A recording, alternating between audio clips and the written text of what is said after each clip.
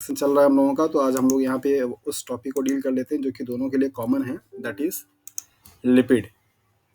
Lipid आपको cell biology में भी पढ़ना रहेगा, जहाँ पे आपको सेल मेम्ब्रेन और उसके ट्रांसपोर्ट सिस्टम के बारे में पढ़ना है। तो यहाँ पे भी पहले हम लोग उसके बारे में देख लेते हैं क्या क्या बेसिक इन्फॉर्मेशन है, क्योंकि यहाँ से आपके पार्ट बी और पार्ट सी दोनों टाइप से क्वेश्चन आते हैं लिपिड को लेकर के, उनके सॉल्युबिलिटी को लेकर के, उनके मेल्टिंग पॉइंट को लेकर के, उनके नॉमेनक्लेचर को लेकर के, उनके पैकेजिंग इफिशियंसी को लेकर के, और उनमें पाए जाने वाले जो बॉन्ड्स होते हैं उनके बॉन्ड को लेकर के, और मेम्ब्रेन के जो कंपोनेंट्स होते हैं उन कंपोनेंट में कौन कौन सा पार्ट है, इन सब सारे चीज़ों को लेकर के आपके इस टॉपिक से क्वेश्चंस बनते हैं, राइट। कभी कभी लिपिड के मेटाबॉलिज्म से भी सवाल आपका बनता है, अच्छा खासा वाला। तो इस पूरे लिपिड के टॉपिक को अगर हम लोग देखें तो 3 कैटेगरी में डिवाइड कर सकते हैं। नंबर पहला, अभी जो आपको आज की क्लास में पढ़ना है दैट इज बेसिक, आपका जो कन्फर्मेशन मींस स्ट्रक्चर है लिपिड के बारे में, उसकी प्रॉपर्टीज के बारे में, उनके इंपॉर्टेंस और रोल के बारे में। दूसरा, आप इसका लिपिड का जो मेटाबॉलिज्म होगा, जहाँ पे आपको बीटा ऑक्सीडेशन और गामा ऑक्सीडेशन और ओमेगा ऑक्सीडेशन पढ़ाने को मिलेगा, लिपिड की बायोसिंथेसिस पढ़ने को मिलेगा, और इसके बाद आपका मेम्ब्रेन के रेफरेंस में स्ट्रक्चरल कंपोनेंट के रूप में भी आपको जानने को मिलेगा कि वहाँ पे क्या क्या चीज़ें होती हैं। ओके, तो काफ़ी सारी इन्फॉर्मेशन आप लोगों ने पहले से भी होगी लिपिड को लेकर के कि लिपिड क्या है। तो जैसे कि अभी आप लोगों ने कार्बोहाइड्रेट पढ़ा, प्रोटीन पढ़ा, अमीनो एसिड पढ़ा, एंजाइम पढ़ा, उसी सीक्वेंस में अगर हम लोग यहाँ पे देखें तो लिपिड भी हमारा क्या है, बायोलॉजिकल सिस्टम में पाया जाने वाला एक मोस्ट इंपॉर्टेंट क्या है, मॉलिक्यूल है। और इसका रोल स्टार्टिंग में ही आप लोगों को बता दिया हूँ कि ये आपकी बॉडी में थर्मो रेगुलेशन का काम करता है, और एज अ एनर्जी का भी काम करता है स्टोरेज के फॉर्म में। जिस तरीके से प्राइमरी जो सोर्स ऑफ एनर्जी होते हैं दैट इज द कार्बोहाइड्रेट, उसी तरीके से आपका लिपिड भी सोर्स ऑफ एनर्जी का क्या करता है, काम करता है। और इसकी जो एनर्जी की यील्डिंग होती है कार्बोहाइड्रेट के कंपेयर में डबल होती है, डबल से भी ज़्यादा होती है एज कम्पेयर टू कार्बोहाइड्रेट के, राइट। तो इस बारे में भी हम लोग डिस्कस करेंगे कि अगर लिपिड के पास ज़्यादा एनर्जी देने की प्रॉपर्टी है, ज़्यादा अच्छा ये स्टोरेज फॉर्म ऑफ एनर्जी माना जाता है, तो फिर क्यों कार्बोहाइड्रेट को प्राइमरी सोर्स ऑफ एनर्जी बोलते हैं, और वही आपका एज अ स्टोर फॉर्म में स्टोर होता है कार्बोहाइड्रेट, वही एनर्जी के लिए काम करता है, लिपिड क्यों नहीं कर पाता। लिपिड के एज अ एनर्जी के सोर्स को होने का क्या क्या एडवांटेज है, क्या डिसएडवांटेज है, इन सारे एस्पेक्ट्स पे हम लोग यहाँ पे आज बात करेंगे। तो लिपिड, जैसा कि आपको अच्छे तरीके से पता है कि ये वाटर में मतलब सॉल्युबल नहीं होता है, दैट मीन्स आप इसको हाइड्रोफोबिक नेचर का बोलते हैं। तो कभी कभी आपसे एग्जाम में सवाल ये भी पूछ देता है कि लिपिड के हाइड्रोफोबिक होने के पीछे का लॉजिक क्या है, या क्या वो फैक्टर है जिसकी वजह से लिपिड हाइड्रोफोबिक नेचर का माना जाता है। या कभी कभी आपसे सवाल ये भी पूछा जाता है कि जब भी आप वाटर और लिपिड का सोल्यूशन बनाते हैं तो वाटर उसमें हमेशा क्या रहता है, मतलब कि जो लिपिड होगा वो इमिसबल फॉर्म में रहता है, हमेशा ड्रॉपलेट के फॉर्म में बने हुए रहते हैं। और कभी भी आप जब देखेंगे तो हमेशा वाटर के सरफेस के ऊपर ही लिपिड आपको दिखाई देगा। ऐसा नहीं होगा कि जो लिपिड के ड्रॉपलेट्स हैं वो वाटर के इनसाइड में हो। तो आपको कभी कभी यहाँ से भी सवाल बनते हैं कि ऐसा क्या है, या क्या वो फैक्टर है, क्या वो रीज़न है जिसकी वजह से आपका लिपिड वाटर में सॉल्युबल नहीं होता, और वाटर में हमेशा वो उनके सरफेस से मीन्स ऊपर की तरफ क्या है आपको दिखाई देता है। तो बायोकेमिकल एस्पेक्ट से हम लोग यहाँ पे इन सारे एस्पेक्ट्स पे बात करेंगे, उनके पीछे का जो रीज़न होगा उनको यहाँ पे डिस्कस किया जाएगा, ताकि इस टॉपिक से आने वाले जो प्रॉब्लम है आपके एग्जाम्स में उनको सॉल्व करने में कोई प्रॉब्लम आपको ना हो। सो लिपिड क्या क्या तरीके से आपके बायोलॉजिकल सिस्टम में प्रेजेंट हो सकता है, पहले इसको यहाँ पे देख लेते हैं। नंबर पहला आपको दिया गया है स्टोरेज लिपिड, मतलब लिपिड के जो मॉलिक्यूल्स हैं वो स्टोर हो सकते हैं, स्टोर उनको किया जा सकता है एनिमल केसेस में, प्लांट के केसेस में, बैक्टीरिया केसेस में, सभी फॉर्म में स्टोर होते हैं। एनिमल केस की अगर हम लोग बात करें तो आपकी बॉडी में एक स्पेशल सेल्स पाई जाती है लिपिड को स्टोर करने के लिए, जिसे आप फैट सेल या एडिपोज टिश्यू या एडिपोज सेल्स के नाम से जानते हैं। एडिपोज टिश्यूज वो होते हैं जो कि आपकी बॉडी में बनने वाले जो एक्स्ट्रा लिपिड्स होते हैं, फैट मॉलिक्यूल्स होते हैं, उनको स्टोर करता है। और at the time of starvation वो आपके जो एडिपोज टिश्यूज होते हैं उनमें पाए जाते हैं एंजाइम दैट इज लाइपेज, जो कि इस लिपिड को डिग्रेड करके फिर से आपको क्या करता है, एनर्जी देने का काम करता है। तो लिपिड आपका स्टोरेज मटेरियल के रूप में भी काम कर सकता है, दैट मीन्स ये भी एनिमल्स में या प्लांट में स्टोर होकर के लॉन्ग टाइम तक के लिए यूज़ करने के लिए क्या है, रह सकता है। तो इसको स्टोर करने के लिए अलग अलग सेल्स पाए जाते हैं। जैसे अगर एनिमल सेल्स की बात करें तो एडिपोज टिश्यू, प्लांट सेल्स की बात करें तो जो सीड्स होता है वो सबसे ज़्यादा स्टोरेज होता है किसका, दैट इज द लिपिड का। सीड्स जो भी होते हैं उनके पास पूरा हाईली लिपिड कंटेंट होता है, दैट इज़ वाई वो बहुत लॉन्ग टाइम तक विदाउट किसी भी वाटर या किसी की कंडीशंस के बजाय भी सर्वाइव अच्छे तरीके से कर पाते हैं। सीड्स के पास बहुत हाई अमाउंट में लिपिड क्या होते हैं, स्टोर होते हैं। ओके। आज आपको यहाँ पे एक चीज़ और भी डिस्कस करेंगे हम लोग लिपिड के इंपॉर्टेंस को लेकर के, कि जब भी सीड्स आपका जब स्टार्टिंग में जब आपके डोरमेंसी कंडीशंस में होता है और जब वो जर्मिनेट कर रहा होता है तो उस टाइम पे उसके पास कोई ग्रीन पार्ट नहीं होता है, राइट? और जैसा कि आपको पता है कि प्लांट जो होता है वो अपना फूड कहाँ से बनाता है? फोटोसिंथेसिस से बनाता है। तो जब तक उस सीड से ग्रीन पार्ट मीन्स लीफ बन नहीं जाता है, उस टाइम तक उसको एनर्जी की बहुत ज़्यादा रिक्वायरमेंट होती है। और उस टाइम तक उसके पास कोई भी ऐसा पर्सन नहीं है, कोई भी ऐसा सेटअप नहीं है जो कि वो फोटोसिंथेसिस कर सके। सो उस टाइम पे उसके बॉडी को मतलब उसके सेल्स को प्रोलिफरेट करने के लिए, डेवलपमेंट करने के लिए जो एनर्जी की रिक्वायरमेंट है, वो सोर्स क्या होता है? कहाँ से उसके पास एनर्जी आती है? तो आप आंसर देते हैं that is the lipid. Before the development of a green leafy part on the plant, all the required energy for their metabolism, for their development, for their propagations are fulfilled by the lipid oxidation. Lipid ही है वो जो कि उसको photosynthesis से पहले कि जो जितने भी डेवलपमेंटल वाले फेज होते हैं उनमें लगने वाले जो एनर्जी होती है वो लिपिड के ऑक्सीडेशन से उसको मिलता है, राइट? तो लिपिड की इंपॉर्टेंस बहुत ज़्यादा होती है और हाईली कंटेंट होता है लिपिड सीड्स में। और एनिमल के केस में आपको बताया गया कि ये डिपोज टिश्यूज में पाए जाते हैं। तो लिपिड आपका स्टोरेज के फॉर्म में भी हो सकता है, स्ट्रक्चरल कंपोनेंट के रूप में भी आपका लिपिड का काम कर सकता है। जितने भी आपके मेम्ब्रेन होते हैं वो सारे मेम्ब्रेन आपके क्या हैं? लिपिड की मिलकर के बने हैं। आपकी जो स्किन होती है यहाँ पे भी क्यूटिकल की जो लेयर होती है वो आपकी लिपिड की बनी हुई होती है। और ये लिपिड का जो कंटेंट है किसी भी ऑर्गेनिम्स के लिपिड में मेम्ब्रेन में, ये डिपेंड करता है कि वो कौन से क्लाइमेटिक कंडीशन में पाया जाता है। जो लोग बहुत हॉटर रीजन में पाए जाते हैं वहाँ पे लिपिड का कंटेंट कम होता है। जो लोग बहुत कोल्डर रीजन पे पाए जाते हैं, बहुत ही चिल वाला एरिया होगा, तो वहाँ पे लिपिड कंटेंट क्या होता है? ज़्यादा होता है। तो लिपिड आपका स्ट्रक्चरल पार्ट भी होता है, दैट मीन्स ये कि सेल के कंपोनेंट को बनाने के लिए, ऑर्गेन्स के पार्ट को बनाने के लिए, उनके किसी स्ट्रक्चर्स को बनाने के लिए भी लिपिड क्या होता है? इन्वॉल्व होता है एज अ स्ट्रक्चरल। तो तीसरा है कि ये आपका एक सिग्नल मॉलिक्यूल का भी क्या कर सकता है? काम कर सकता है। जैसे कि आपके सेल्स में एक सेल्स का दूसरे सेल्स के जो कम्युनिकेशंस हो रहा है या सेल्स को कहीं बाहर से कोई स्टिमुलाई मिल रही है और उस स्टिमुलाई से वो कोई एक्ट कर रहा है, उस मैसेज को कन्वे करने के लिए लिपिड मॉलिक्यूल भी एज अ सिग्नल मॉलिक्यूल के तरीके से काम कर सकते हैं।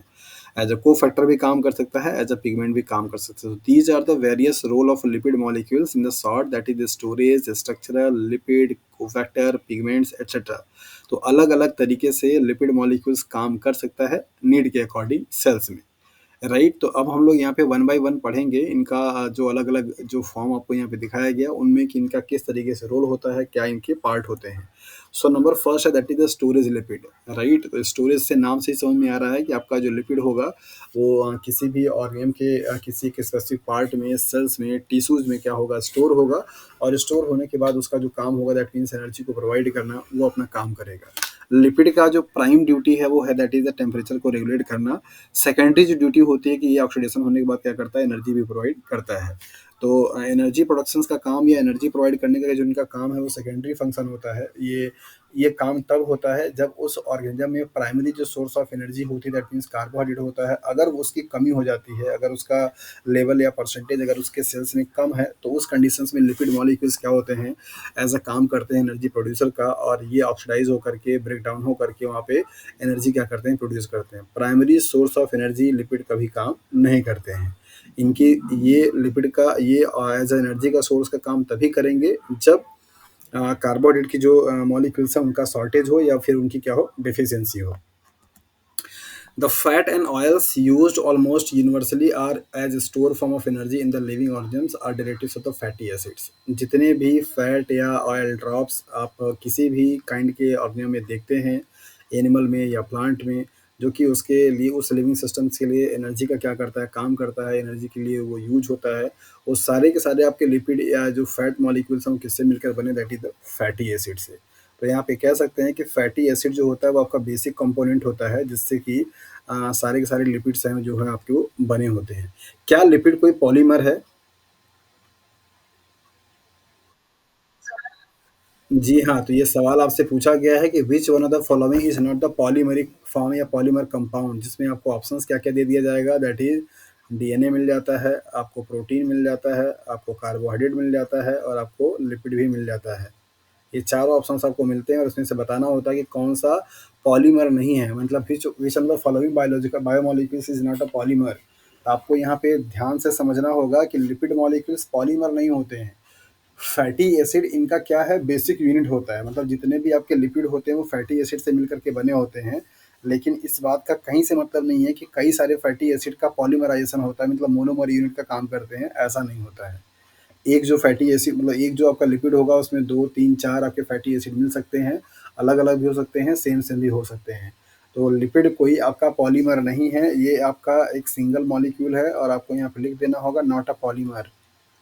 आपके एग्ज़ाम में ये सवाल पूछा जा चुका है इस चीज़ को लेकर के, तो इसको आप थोड़ा-सा ध्यान दीजिए। और ये पहले भी आप लोगों को स्टेटमेंट बता चुका हूँ कि लिपिड कोई पॉलीमर नहीं होता है।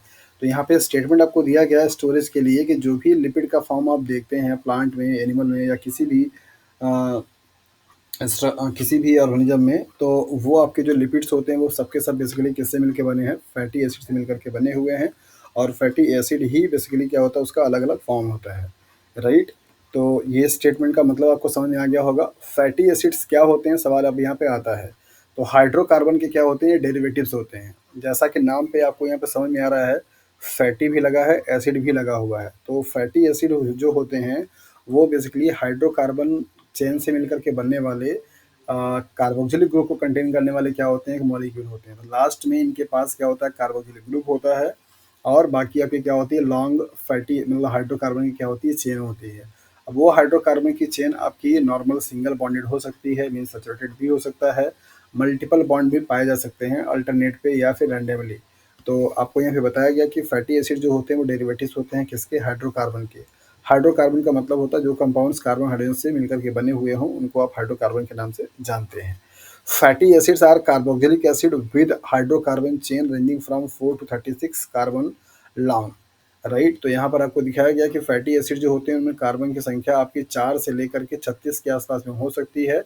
और इस तरीके से कार्बन के लॉन्ग चेन को कंटेन करने वाले और जिसके पास क्या हो, कार्बोक्सिलिक ग्रुप हो, उस वाले मॉलिक्यूल्स को आप फैटी एसिड के नाम से जानते हैं।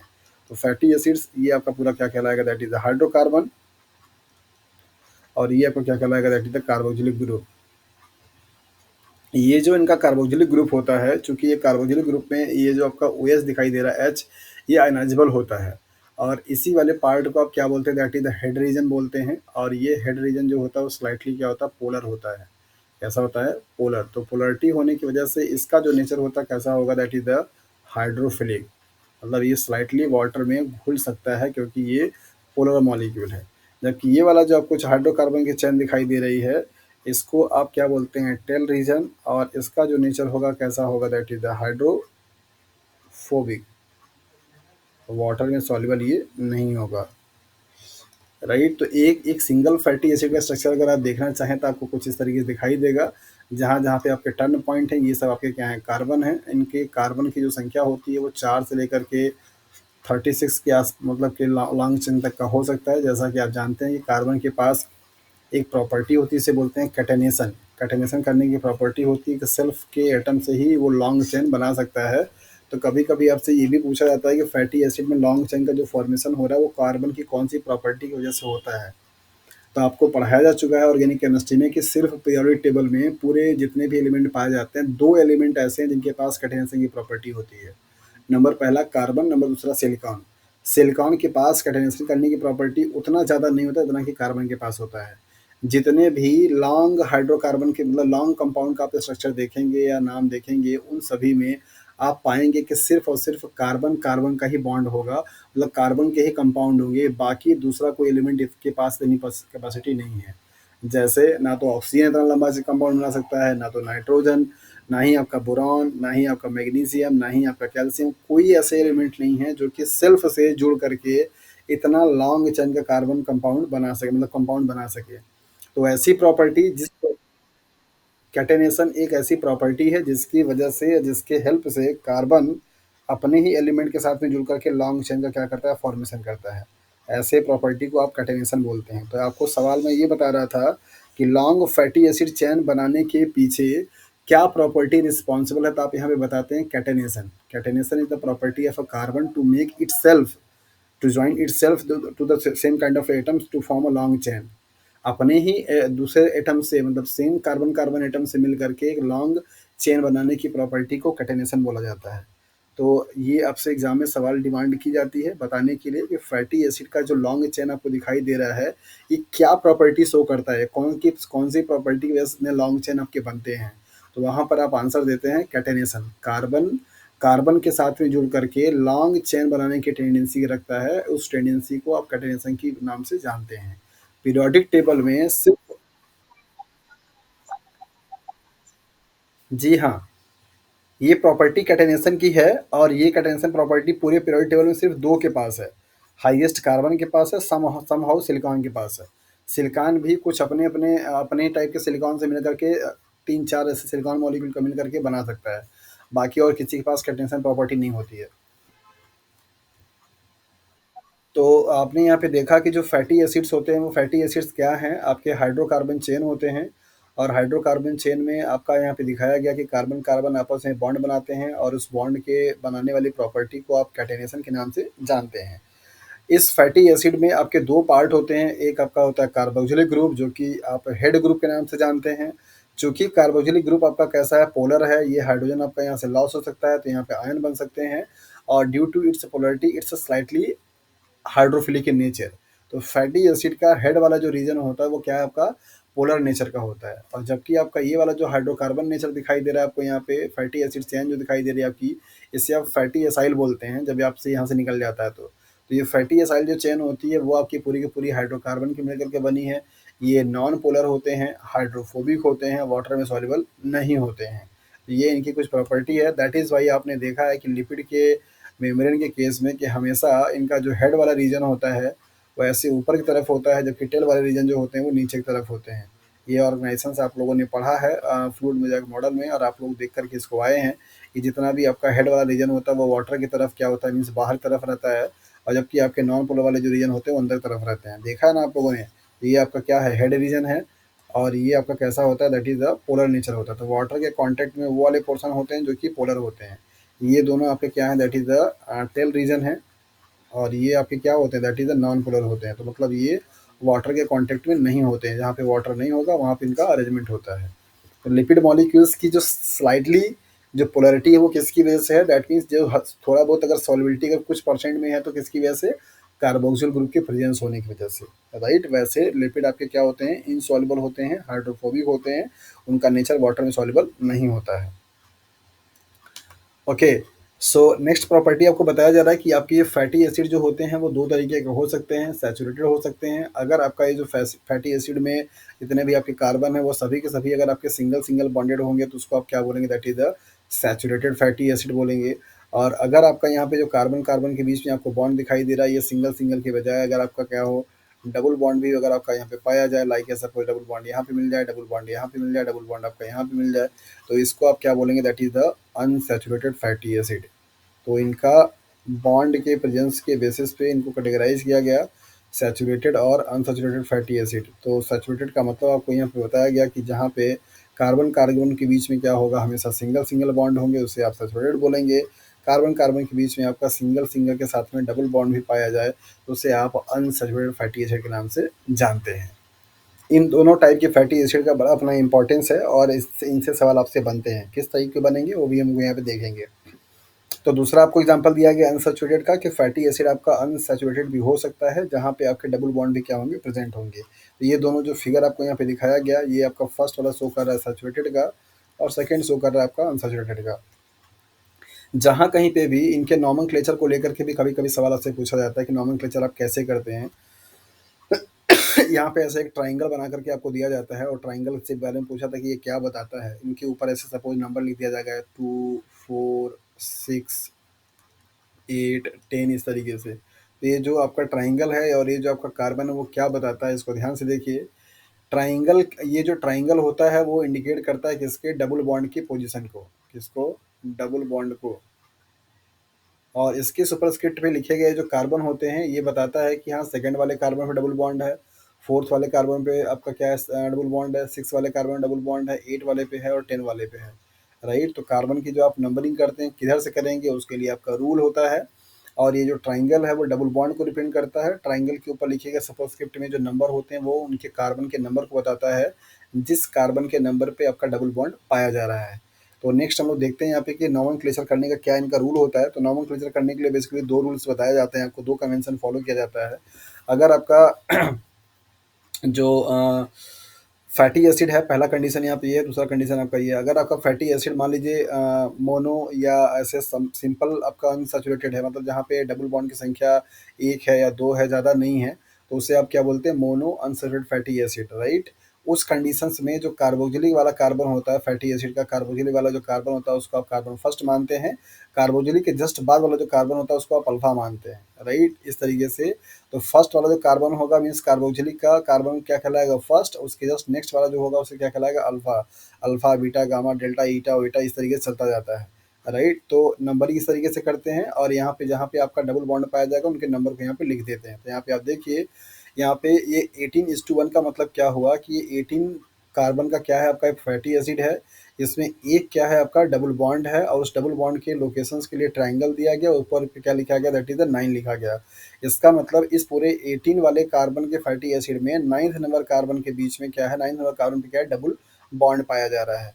तो इस तरीके से इनके नॉमेनक्लेचर का ये तरीका होता है। अगर सपोज मैं आपको यहाँ पे लिख दूँ कि 25:2, और ब्रैकेट में अगर मान लीजिए ट्राइंगल लगा करके आपको यहाँ पे लिख दूँ कि हाँ ये 3 है, 5 है, 7 है, 9 है, तो इससे आप क्या अनुमान लगाएंगे? अगर आपको इसके बारे में बताना होगा तो आप क्या क्या इन्फॉर्मेशन दे सकते हैं, बताइए जरा।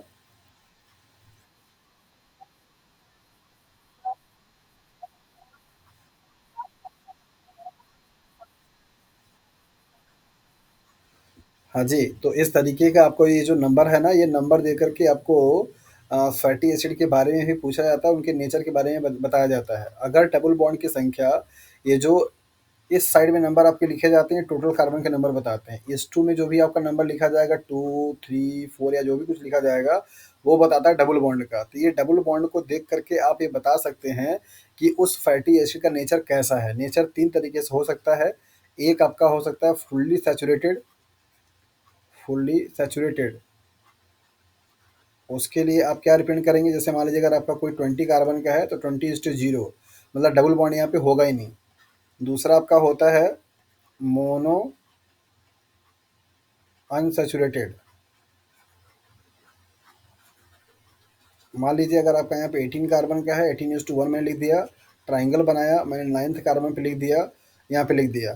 तीसरा आपका क्लास क्या कहलाएगा, that is the poly unsaturated, poly unsaturated fatty acid. इसके लिए फार्मूला क्या बन जाएगा, इससे सपोज अगर आप 25 कार्बन का है तो 25:2, यहाँ पे मान लीजिए मैंने 3 लिख दिया, यहाँ पे ट्राइंगल बनाया, यहाँ पे मैंने 6, 9 एंड 11 लिख दिया। तो इस तरीके का आपको नोमेनक्लेचर देखने को मिलता है, और ये वाले नंबर आपको दे करके उनका नेचर आपसे पूछा जाता है कि हाँ इस ये कौन से टाइप का फैटी एसिड यहाँ पे पाया जा सकता है। या आपसे दूसरा सवाल बन सकता है कि इस टाइप का कॉन्फ़िगरेशन आपको दे करके इनसे पूछा जाए कि किसकी सॉल्युबिलिटी ज़्यादा होगी, किसकी मेल्टिंग पॉइंट ज़्यादा होगी। ये 2 सवाल आपसे पूछे जाते हैं, सॉल्युबिलिटी एंड मेल्टिंग पॉइंट। तो इन दोनों ही पॉइंट पे हम लोग अभी बात करेंगे, और इसके बाद आपको ये सवाल सॉल्व करना आ जाएगा। लेकिन अभी फ़िलहाल आप नेचर के बारे में, मतलब 3 प्रेडिक्शन आपको यहाँ पे लगाना है। Nature of fatty acid, solubility of fatty acid, melting point of fatty acid. तो ये इस इन्फॉर्मेशन से 3 चीज़ का डेटा आप निकाल सकते हैं, ये तीनों, राइट। तो अभी आप सिर्फ क्या क्या बता पाएंगे, नेचर बता सकते हैं इसकी वैल्यू के बेसिस पे कि क्या नेचर है आपका, सैचुरेटेड है, मोनो अनसैचुरेटेड है, या पॉली अनसैचुरेटेड है। ये 3 क्लास आपको मैंने यहाँ पे बताया है, डबल बॉन्ड की प्रेजेंस और नंबर के बेसिस पे। इसके बाद सॉल्युबिलिटी किसकी ज़्यादा होगी, मेल्टिंग पॉइंट किसका ज़्यादा होगा, इसके लिए पहले कॉन्सेप्ट आपको बता देते हैं, फिर से आपको ऐसे फॉर्मूला लिख करके सवाल आपको दिया जाएगा, और आपको वहाँ पे सारा लॉजिकली बताना होगा। क्लियर है? चलिए तो आगे मूव करते हैं हम लोग, और देखते हैं यहाँ पे, पहले स्ट्रक्चर आप देख लीजिए। यहाँ पे कार्बोक्सिलिक ग्रुप दिखाया जा रहा है, हाइड्रोकार्बन चेन दिखाई जा रही है, जो कि स्ट्रक्चर आपको मैं बना के दिखा रहा था। ये वाला जो कहाँ पे सिस कॉन्फ़िगरेशन है, सिस एंड ट्रांस, अभी उसके बारे में डिस्कस करेंगे। ये जो आपको दिखाई दे रहा है ना, ये सिस कॉन्फ़िगरेशन है। ट्रांस कॉन्फ़िगरेशन हमारे लिए ठीक नहीं होता है, ट्रांस फैटी एसिड खाना ठीक नहीं होता है, उसके बारे में भी हम लोग बात करेंगे यहाँ पे। सिस का कॉन्फ़िगरेशंस का मतलब होता है ठीक होता है। सिस कॉन्फ़िगरेशन में अगर आपका कोई फैटी एसिड होगा ना, तो उसकी मेल्टिंग पॉइंट क्या होती है मतलब कम होती है, वो हमेशा लिक्विड फॉर्म में पाया जाता है और आपकी बॉडी के लिए लिक्विड फॉर्म में जो लिपिड होते हैं वो ज़्यादा अच्छा होता है। सॉलिड फॉर्म में अगर कोई लिक्विड लिपिड होगा तो उसके लिए मेल्टिंग टेम्परेचर ज़्यादा हो जाता है। जैसे नॉर्मली अगर आप घी और ऑयल की बात करें, तो अगर जो ऑयल होता है उसको घी बनाने के लिए क्या करते हैं? उसमें हाइड्रोजनेशन रिएक्शन कराते हैं, राइट? और हाइड्रोजनेशन रिएक्शन कराने के साथ-साथ में आप क्या करते हैं कि जो भी आपका डबल बॉन्ड वाला लिपिड होता है उसको आप सिंगल बॉन्ड वाले में कन्वर्ट कर देते हैं, जिससे कि जिसकी वजह से सॉलिड हो जाता है, उसकी मेल्टिंग पॉइंट बढ़ जाती है और अगर आप घी खाते हैं तो आपको नुकसान ज़्यादा करता है, मतलब आपकी बॉडी में उसको डाइजेस्ट होने की एनर्जी ज़्यादा लगानी पड़ती है as compare to the oil वाले के। दैट इज़ व्हाई आपको बोला जाता है कि ट्रांसफॉर्म जो देखिए जितने भी आपके जैसे आप ये बटर खाते हैं या फिर अगर आप जैसे पीनट बटर खाते हैं, ये सारे जितने भी बटर वाले सोर्सेस आते हैं खाने के लिए, आप उन पे देखिए तो लिखा रहता है ट्रांस फैट फ्री या फ्री ट्रांस फैट, लिखा रहता है उस पे साफ-साफ। क्योंकि ट्रांस फैट अगर आप खाते हैं तो आपको कार्डियोवैस्कुलर डिजीज़ होने का चांसेस बहुत ज़्यादा रहता है।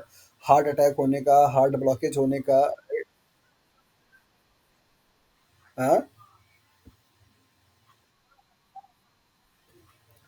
घी हेल्दी होता है मतलब देखिए, ज जो जो जो मैं वेजिटेबल घी की बात कर रहा हूँ, जो जैसे नॉर्मली वनस्पति जो घी होती है, उसको प्रोसेस से बनाया जाता है और आप जो देसी घी की बात कर रही हैं, वो नॉर्मल टेम्परेचर पे वैसा होता है।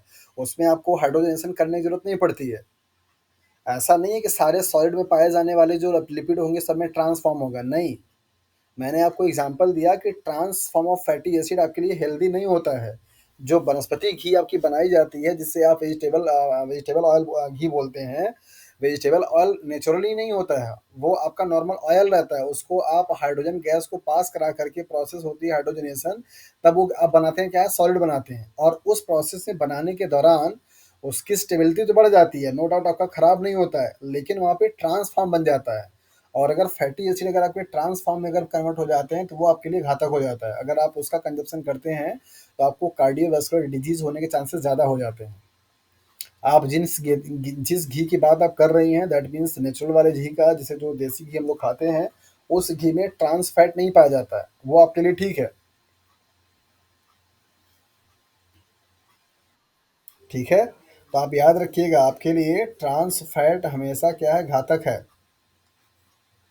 ट्रांस फैटी एसिड या ट्रांस फैट, आप अब आज के बाद अगर आप कोई भी बॉक्स अगर आप लिपिड के कंटेंट में खरीदते हैं, चाहे वो आप पीनट बटर खरीद खाते हैं बटर पे लगा ब्रेड पे लगा करके, या फिर आप कोई भी बटर वैसे आप खाते हैं लगा करके ब्रेड पे, आप उन पे देखेंगे तो ये वर्ड ऐसे हाईलाइट करके लिखा रहता है, ट्रांस फैट फ्री, इस तरीके से।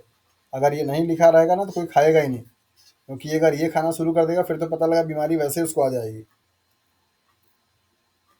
ठीक है?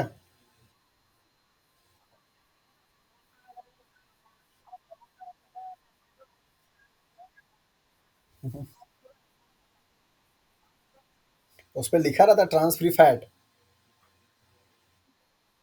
हाँ, तो जो लिखा है भैया मेरे उसको FSSI जिसे आप फसाई बोलते हैं, प्रॉपर तरीके का चेकिंग करता है तब जाकर के वो पास होता है, ऐसे ह्यूमन हेल्थ पे अटैक नहीं किया सकता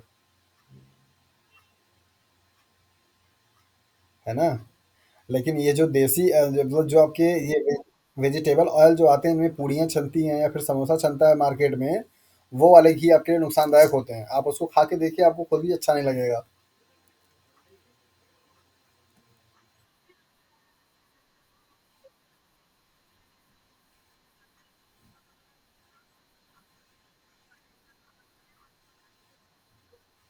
हाँ, बनाया तो वो भी जाता है हाइड्रोजन से, लेकिन उसमें बनाने के टाइम पे प्रोसेसिंग अच्छी की जाती है। उसपे भी देखिए लिख कर के आता है ट्रांस फैट फ्री।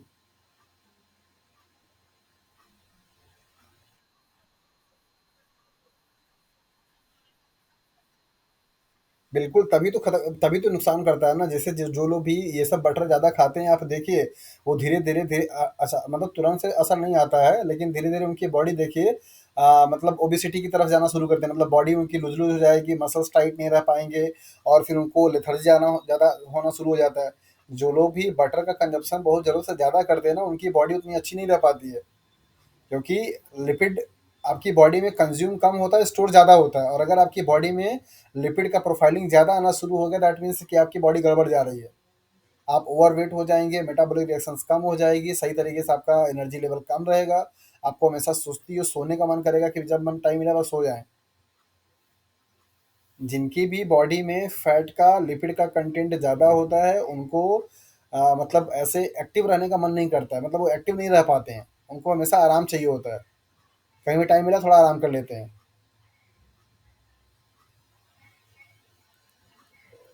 तो अभी जो आपने पूछा न्यूट्रेला वाला, वो डेफ़िनेटली वो नुकसानदायक होता है, उतना अच्छा नहीं, क्वालिटी का नहीं, तभी भाई न्यूट्रेला बहुत कम लोग पसंद करते हैं। मतलब खाते हैं लोग, ऐसा नहीं है, लेकिन कम खाते हैं। और मेरी मानिए तो आप अगर मार्केट का बटर अगर आप लोग खा रहे हैं, तो उसको खाना बंद कर दीजिए, उससे फ़ायदा नहीं है आपको, नुकसान करता है बहुत। अगर आपको घी खाने का मन है अमूल बटर बहुत अच्छा लगता है, नमक मिला रहता है इसलिए। हाँ, समझ रहे हैं, समझ रहे हैं। अमूल वाले अमूल वाले ने तो पूरा अपना इंडिया पे अपना कब्जा कर रखा है ना। क्या कोई बता सकता है अमूल का फुल फॉर्म क्या होता है?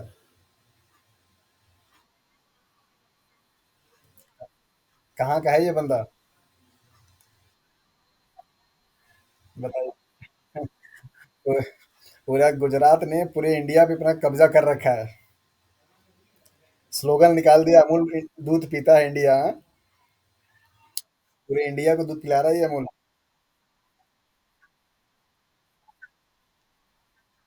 अमूल का बहुत सारा ब्रांड, मतलब बहुत सारी चीजें आती हैं, दूध, पनीर, छाछ, घी, बटर, सब कुछ आता है उसका, क्या नहीं।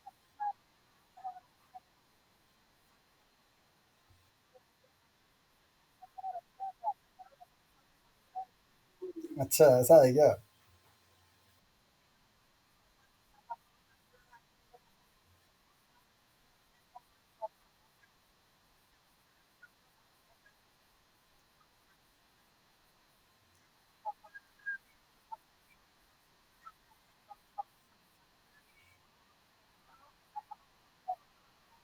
हम्म।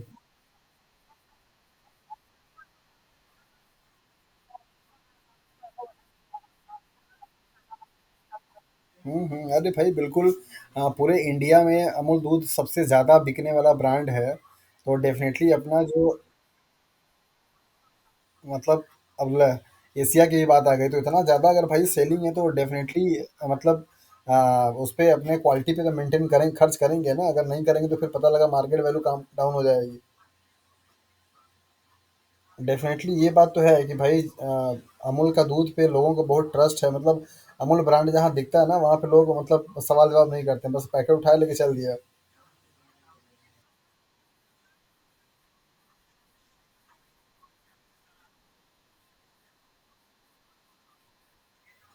अच्छा, ऐसा है क्या?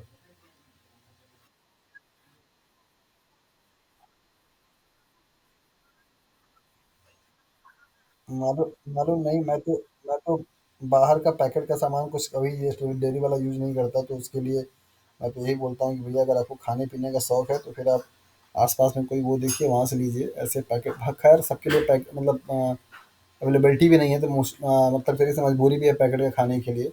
एनीवे हम लोग देखते हैं यहाँ पे फैटी एसिड के बारे में। तो आपको यहाँ पे दिखाया जा रहा है कि ये आपका कार्बोक्सिलिक ग्रुप है, जो कि पोलर होता है, जिसकी वजह से आपका ये क्या होता है, दैट मीन्स वाटर में सॉल्युबल होगा। बाकी आपके ये हाइड्रोकार्बन चेन है, जो कि आपका क्या है, नॉन पोलर होता है। यहाँ पर आपको सैचुरेटेड दिखाया गया, यहाँ पर आपको नॉन सैचुरेटेड। ये जो फिगर है ना, इस फिगर से CSIR में सवाल पूछा गया है कि फैटी एसिड में ये जो आपको इसका टेल दिखाया जाता है लाइक दैट, इस तरीके से। एक टेल तो आपकी इसकी ऐसी रहती है, दूसरी वाली टेल आपकी हमेशा ऐसी रहती है। ये जो टेढ़ा आपको टेल दिखाया जाता है, उसके पीछे का रीजन क्या है, ये आपसे पूछा गया था। तो इसके पीछे रीजन आपको यहाँ पे दिखाई दे रहा है कि ये जो डबल बॉन्ड होते हैं, डबल बॉन्ड की वजह से इनका किंक जो होता है थोड़ा सा ऐसे स्ट्रेट नहीं रह पाता है, ये ऐसे फ्लेक्सिबल हो जाते हैं। तो ये जो आपको फैटी एसिड में जो टेल आपको दिखाई देती है इस तरीके से मुड़ी हुई, इसके पीछे का रीजन आपसे पूछा जाता है, तो आप यही बताते हैं कि यहाँ पे क्या है, दैट इज द अनसेचुरेशन है। So due to the presence of double bond, ये जो आपका फैटी एसिड का टेल, चेन की जो टेल होती है, वो स्लाइटली ऐसे बेंड हो जाती है। तो इसके पीछे का भी लॉजिक पूछा गया था कि क्या इसके पीछे कारण है। फिगर दे करके इंडिकेट करके पूछा गया था कि हाँ ये क्यों होता है ऐसा। तो अनसैचुरेटेड जो फैटी एसिड है, देखिए इस तरीके से दिखाई देता है। अगर आपका मेम्ब्रेन में प्रेजेंट होगा, तो देखिए यहाँ पे क्या है, इस तरीके से आपको दिखाई दे रहा है। तो नॉर्मली अगर आप इस स्ट्रक्चर को देखिए तो आपको काफ़ी कुछ समझ में आता है कि जितना अच्छी पैकेजिंग क्लोज वाली फॉर्म में मतलब सस्पेंडेड फॉर्म में हो रही है, उतनी अच्छी पैकिंग आपका इसका नहीं हो पा रहा है। मतलब ये एरिया को ज़्यादा कवर कर रहा है और जबकि यहाँ पे बीच-बीच में क्या है स्पेसेस है, मतलब इनकी डेंसिटी क्या है कम है। तो इसके बेसिस पे आप ये अनुमान लगा सकते हैं कि इनकी सॉल्युबिलिटी पर और इनके मेल्टिंग पॉइंट पे क्या इफ़ेक्ट पड़ सकता है।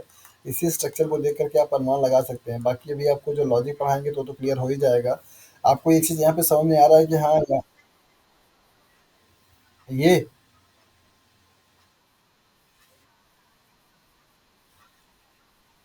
Due to the presence of double bond, ये डबल बॉन्ड, हाँ, डबल बॉन्ड आपका प्रेजेंट है यहाँ पे। और दैट इज द अनसैचुरेटेड, इसकी वजह से आपका ये क्या है लिपिड का जो टेल है वो हल्का सा स्लाइटली बेंड होता है।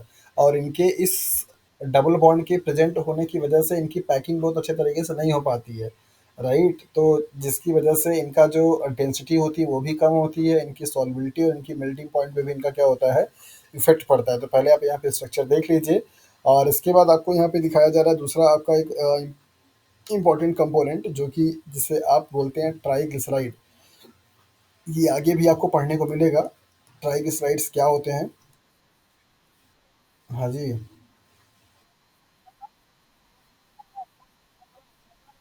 हाँ, डबल बॉन्ड की संख्या बढ़ेगी तो उनका बेंडिंग उतना ज़्यादा होगा, उनकी पैकेजिंग उतनी लेस एफिशिएंट हो जाएगी, एरिया ज़्यादा कवर करेगा, डेंसिटी उतनी कम हो जाएगी। डबल बॉन्ड के ऊपर काफ़ी सारी चीज़ें डिपेंड करती हैं, उनके बारे में भी हम लोग यहाँ पे डिस्कस करेंगे। तो ये आपका ट्राइग्लिसराइड का स्ट्रक्चर है ट्राइग्लिसराइड का, जहाँ पे एक मॉलिक्यूल क्या होता है आपके ग्लिसरॉल होते हैं और तीन मॉलिक्यूल क्या होते हैं आपके फैटी एसिड होते हैं। तो एक आपका ग्लिसरॉल और तीन फैटी एसिड मिल करके एक मॉलिक्यूल का फॉर्मेशन करते हैं, जिसको आप ट्राइग्लिसराइड के नाम से जानते हैं। क्या होता है, क्या इसकी इंपॉर्टेंस है, हम लोग आगे देखेंगे। अभी आपको यहाँ पे दिखाना था कि हाँ फैटी एसिड किस तरीके से आपके प्रेजेंट हो सकते हैं। यहाँ पे आप देखिए कि जो तीन फैटी एसिड हैं उनमें से दो आपको दिखाई दे रहे हैं सैचुरेटेड और एक ऐसा दिखाई दे रहा है आपका अनसैचुरेटेड। तो फैटी एसिड में ये जो ग्लिसरॉल मॉलिक्यूल्स ट्राइग्लिसराइड जो मॉलिक्यूल है उसमें फैटी एसिड का नेचर सेम भी हो सकता है, डिफरेंट भी हो सकते हैं। ऐसा कोई ज़रूरी नहीं कि हमेशा एक टाइप का होगा। तो ट्राइग्लिसराइड क्या है, कॉम्बिनेशन होता है किसका, ग्लिसरॉल का और थ्री फैटी एसिड का। इसका स्ट्रक्चर अगर आपको देखना है, समझना है, तो आप यहाँ पे ऐसे समझ लीजिए कि ये किस तरीके से आपका बनता है। ग्लिसरॉल का स्ट्रक्चर आप बनाते हैं क्या, that is the CH2 COOH, इसके बाद CH COOH, इसके बाद CH2, सॉरी OH नहीं, सॉरी COOH नहीं, OH।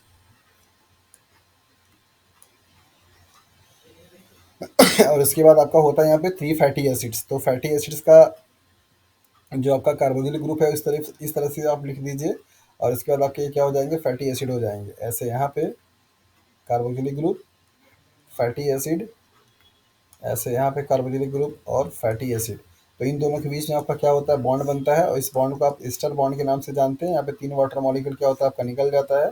तो इस तरीके से आपका CH2 के साथ में ये जो है यहाँ पे आपका फैटी एसिड का जो कार्बन चैन होगा वो आपका जुड़ जाता है, लाइक दैट। यही आपका क्या कहलाता है, that is fatty acid, triglyceride कहलाता है,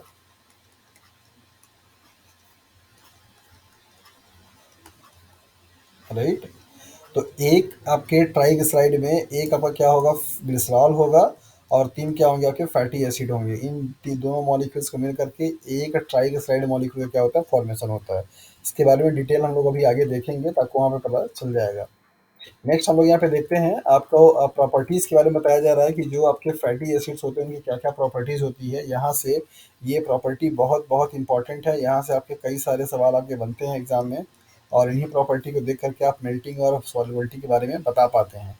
थोड़ा इस टॉपिक को अच्छे से समझिएगा क्योंकि इसी के बेस पे आपके सारे के सारे सवाल आगे के सॉल्व होंगे। सो नंबर पहला है सॉल्युबिलिटी। जैसा कि आप जानते हैं कि फैटी एसिड के जो मॉलिक्यूल्स होते हैं वो वाटर में सॉल्युबल नहीं होते हैं, वाटर में इनसॉल्युबल होते हैं क्योंकि वो हाइड्रोकार्बन चैन के मिल के बने होते हैं। वहाँ पे पोलरिटी नहीं होती, दैट इज वाई इनकी सॉल्युबिलिटी वाटर में बहुत कम होती है, ना के बराबर होती है, राइट। सो आपको बताया जा रहा है longer the fatty acyl chain and fewer the double bonds lower is the solubility in water. तो अगर सॉल्युबिलिटी को यहाँ पे देखा जाए, फैक्टर बनाया जाए, तो सॉल्युबिलिटी जो है वो क्या है, लॉन्गर द फैटी एसाइल चैन अगर होगा तो सॉल्युबिलिटी क्या होगी आपकी, लोअर होगी, right. Longer the fatty acid chain and fewer the double bond, मतलब डबल बॉन्ड की संख्या क्या हो, कम हो, मतलब सारे के सारे कैसे हो आपके, सैचुरेटेड हो, और चेन की संख्या क्या हो आपका, दैट इज द ज़्यादा बड़ा हो, तो उस कंडीशन में आपकी सॉल्युबिलिटी क्या होगी, कम होगी। तो सॉल्युबिलिटी में और फैटी एसिड चेन के लेंथ में क्या रिलेशन निकल करके आएगा, that is the inversely chain length. अगर चेन की लेंथ क्या होगी, ज़्यादा होगी, तो सॉल्युबिलिटी क्या होगा, कम होगा, और अगर सॉल्युबिलिटी ज़्यादा होगी तो चेन की लेंथ क्या होगी, कम होगी। तो सॉल्युबिलिटी ऑफ फैटी एसिड किस तरीके से चेन के लेंथ पे आपका डिपेंड कर रहा है, वो इस तरीके से आप देखिए। लॉजिक इसके पीछे आप क्या लगा सकते हैं, आपको अच्छी तरीके से पता है कि फैटी एसिड चेन जो होती है वाटर इनसॉल्युबल, वाटर हाइड्रोफोबिक है। ज़्यादा बड़ा चेन होगा, ज़्यादा वाटर मॉलिक्यूल की एरिया कवर करेगा, तो उतना ज़्यादा रिपल्सन होगा, वो सॉल्युबिलिटी उसकी कम होती चली जाएगी। कम एरिया में रहेंगे तो कम से कम वाटर मॉलिक्यूल का इंटरेक्शंस होगा, तो अच्छे से सॉल्युबिलिटी उसकी बन सकती है। मतलब जो उसका पोलर नेचर होगा उसके हेड वाले रीजन का, उसका इफेक्ट थोड़ा ज़्यादा दिखाई देगा। तो सपोज कि अगर आपको मैं यहाँ पे इस तरीके से लिख दूँ कि 20:2 triangle 8 and 10, and then 25:1 triangle 9, तो इन दोनों अगर आपको बताना हो, इन दोनों में से तो आपको बताना हो कि किसकी सॉल्बिलिटी ज़्यादा होगी, तो आप क्या बताएंगे,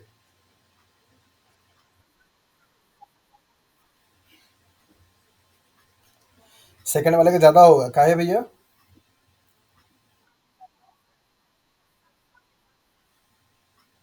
यहाँ पे ये 25 है।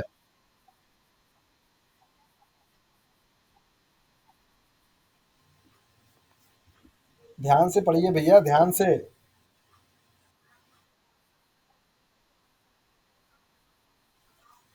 हाँ, पहले वो प्रियंका क्या बोल रहे हैं, हाँ मैंने क्या बोला है।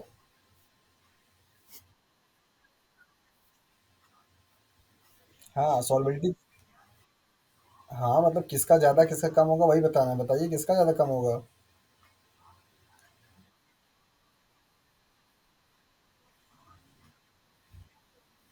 अभी आप लोग ज़्यादा बता रहे थे।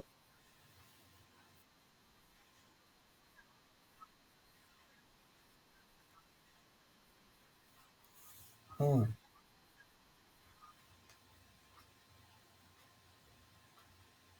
हम्म।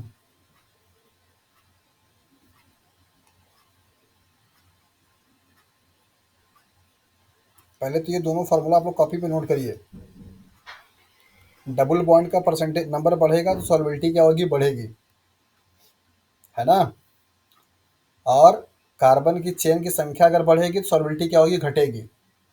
ये दो फैक्टर हैं सॉल्बिलिटी को लेकर के। लॉन्गर चेन होगी सॉल्बिलिटी कम होगा, ज़्यादा डबल बॉन्ड होगा सॉल्बिलिटी ज़्यादा होगा। रीजन उसके पीछे क्या है, दोनों का पहले रीजन समझिए तो आपके दिमाग में याद रहेगा। इसके पीछे का मैंने रीजन ये बताया कि कार्बन, जैसे सपोज कि ये पूरा वाटर का मॉलिक्यूल है, मतलब सॉरी वाटर का कंटेनर है, राइट। इसमें पूरा पानी भरा हुआ है। अगर यहाँ पे फैटी एसिड जो चेन है, अगर एक ऐसे इतना दिखाई दे रहा है और एक आपको इतना दिखाई दे रहा है, तो वाटर का रिपल्सन ज़्यादा किस में होगा,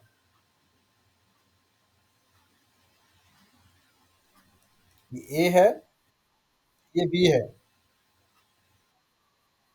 है ना। तो इसकी सॉल्बिलिटी ऑटोमेटिकली कम हो जाएगी।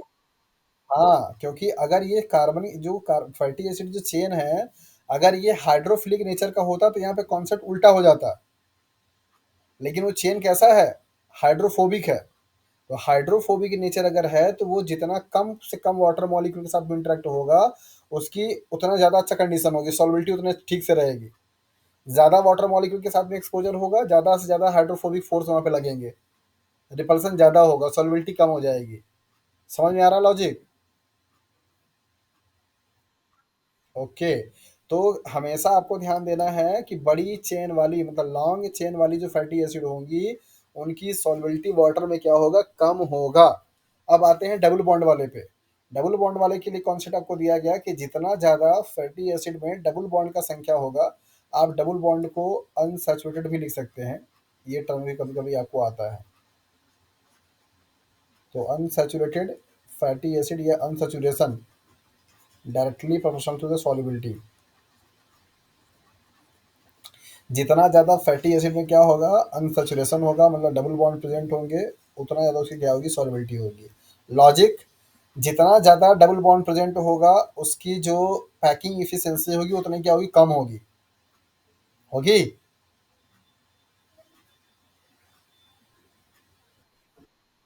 क्योंकि क्योंकि अभी आपने पीछे देखा है, डबल बॉन्ड के होने की वजह से उसमें डेंसिटी उसकी कम हो रही है। पैकिंग एफिशिएंसी कम हो जा रही है, डेंसिटी उसकी कम हो रही है, इसका मतलब सॉल्युबिलिटी क्या होगा, बढ़ेगा।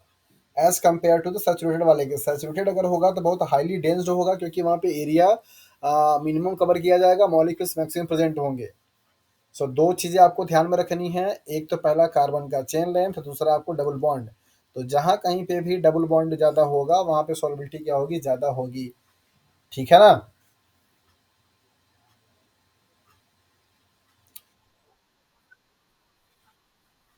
डबल बॉन्ड का रीज़न मैंने आपको ये बताया कि डबल बॉन्ड के बनने की वजह से फैटी एसिड की जो चेन होती है वो डिस्टॉर्टेड हो जाती है। ठीक है, जिसको किंक बोलते हैं। तो अगर वो किंक फॉर्म में प्रेजेंट है तो उसकी पैकिंग, जैसे सपोज कीजिए ये आपका ये वाला फिगर देखिए, लग जाते हैं, ये फिगर देखिए। इस फिगर में आपको क्या बताया गया?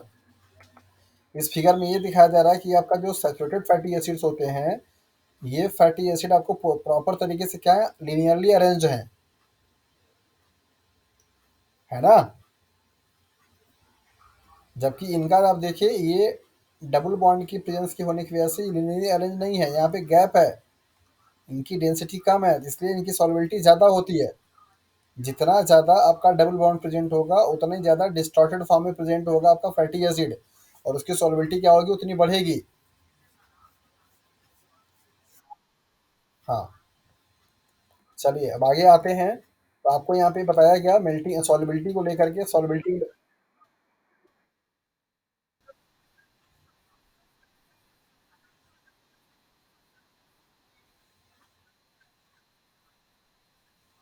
डबल बॉन्ड वाले कंपाउंड को सिंगल बॉन्ड वाले कंपाउंड में कन्वर्ट किया जाता है। एग्जांपल के तौर पे यहाँ पे देखिए, CH2 डबल बॉन्ड CH2, ये मॉलिक्यूल को क्या बोलते हैं आप, इथिलीन।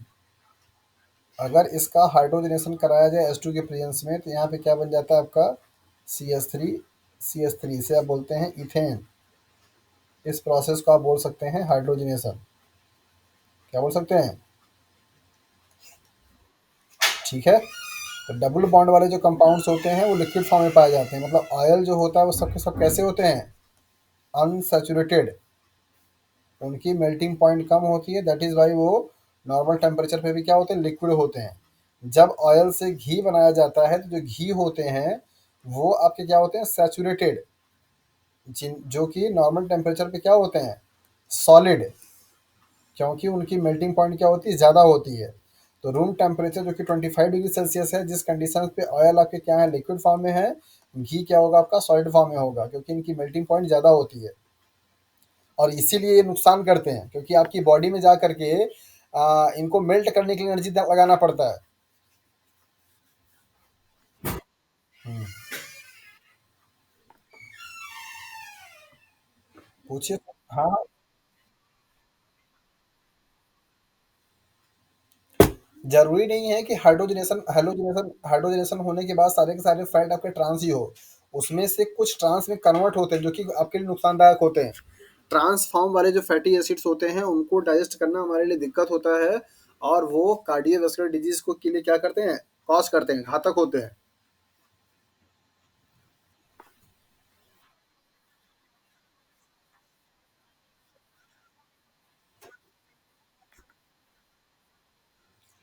वाटर सॉल्युबल कहाँ होंगे फैट?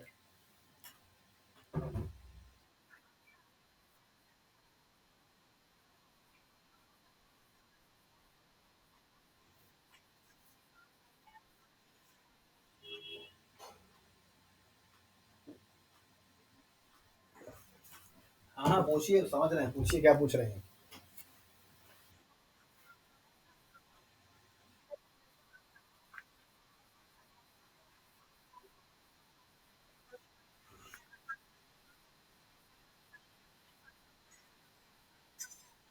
हाँ, ट्रांसफॉर्म, देखिए ट्रांस का जो कॉन्सेप्ट है ना, वो कॉन्फ़िगरेशन से है। अभी वो कैसे होगा, नहीं, नहीं, वाटर की सॉल्युबिलिटी से नहीं है। ये मतलब नहीं कि कोई फैट ट्रांसफॉर्म में होगा तो वाटर सॉल्युबल नहीं होगा, या सिस होगा तो वाटर सॉल्युबल होगा, ये लॉजिक नहीं है। ट्रांस और सिस का जो कॉन्फ़िगरेशन है वो उनके ग्रुप की प्रेज़ेंस की वजह से है, ठीक है? ट्रांस और सिस फॉर्म का सॉल्युबिलिटी से कोई रिलेशन नहीं है कि हाँ, अगर सारे के सारे फैट अगर ट्रांस में होंगे तो वो इनसॉल्युबल होंगे, या सारे फॉर्म सिस में होंगे तो वो सॉल्युबल होंगे, ऐसा लॉजिक नहीं है। हाँ, सिद्धार्थ पूछिए, कुछ पूछ रहे थे आप?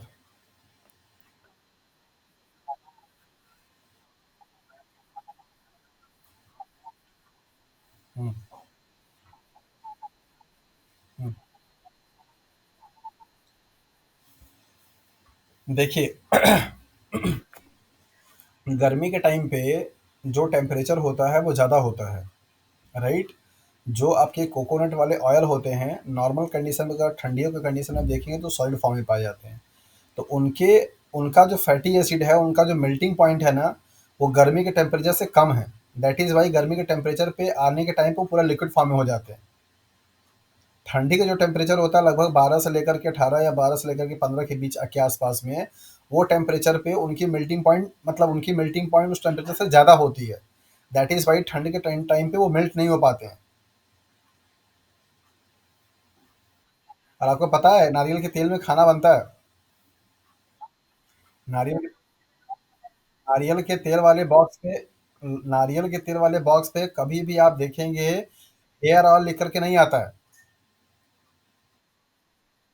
आप आप ये देख लीजिए, कभी भी कोकोनट का हो, पैराशूट का हो, कोई भी ऑयल हो, जो आप लोग उसे हेयर में यूज़ करते हैं लगाने के लिए, कभी भी उस पे रिटन फॉर्म में लिखा नहीं रहेगा हेयर ऑयल, उस पे नहीं लिखा रहता है। क्योंकि वो हाँ, कोकोनट ऑयल लिखा रहता है उस पे। बाकी जितने भी आप हेयर ऑयल यूज़ करते हैं, चाहे वो बजाज आलमंड यूज़ करते हो, चाहे आप कुछ भी यूज़ करते हो। जी हाँ, आप उसका खाना बना के खाइए, सब्ज़ी बहुत टेस्टी होता है। अगर आप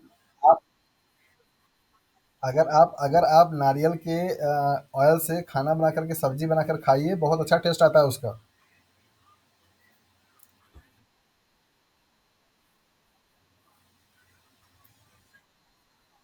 हुँ,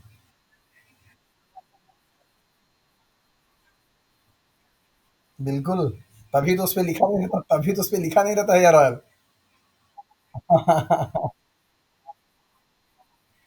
बिल्कुल, उसपे सब हमेशा कोकोनट ऑयल लिखा रहेगा, हेयर ऑयल कभी लिखा नहीं मिलेगा, और सब लोग उसको लगाते ज़रूर हैं।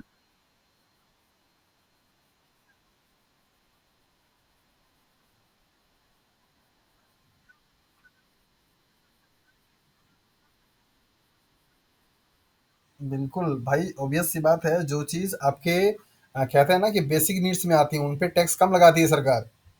खाने-पीने की जो चीज़ें होती हैं, वो हर आदमी को चाहिए होता है। हेयर ऑयल तो अपने स्टेटस पे डिपेंड करता है कि आप क्या लगाते हैं, क्या नहीं लगाते हैं। हेयर ऑयल कोई कंपल्सरी कमोडिटी में नहीं आता है, तो उसपे टैक्सेस आपके ज़्यादा होते हैं। जबकि जो चीज़ें डेली मतलब लाइफ़ को सर्वाइव करने के लिए चाहिए होती हैं, उन चीज़ों पे आपके टैक्सेस कम होते हैं। तो खाना आपका तेल आपके खाने का पार्ट है ना, दैट इज़ वाई उस पे टैक्सेस कम है, तो आपका कंपनी वो जो कंपनी है स्टार्टिंग से यही बताती है। और वैसे भी केरला, कर्नाटका, साउथ के रीजन में कोकोनट ऑयल से बहुत अच्छा खाना बनाया जाता है। वहाँ पे सरसों की खेती कम होती है। सरसों का ऑयल जो है उधर के साइड में नहीं मिलता। आप अगर गोवा साइड में जाएँगे तो आपको मैक्सिमम रेस्टोरेंट में खाना जो मिलेगा ना, कोकोनट ऑयल में मिलेगा। गोवा में भी बहुत अच्छा खासा कोकोनट का प्रोडक्शन होता है। वहाँ पे ऐसे सुबह के टाइम पे मतलब सुबह साढ़े 5-6 बजे रोड पे ऐसे एकदम लगा करके पूरा एकदम बहुत ज़्यादा इकट्ठा किए रहेंगे। ₹10, ₹12, ₹15 इस तरीके से कोकोनट मिलता है। वही कोकोनट का पानी जो कि आपको यहाँ पे 60-70 से नीचे के मिलेगा नहीं, वहाँ पे ₹12-15 में मिल जाता है।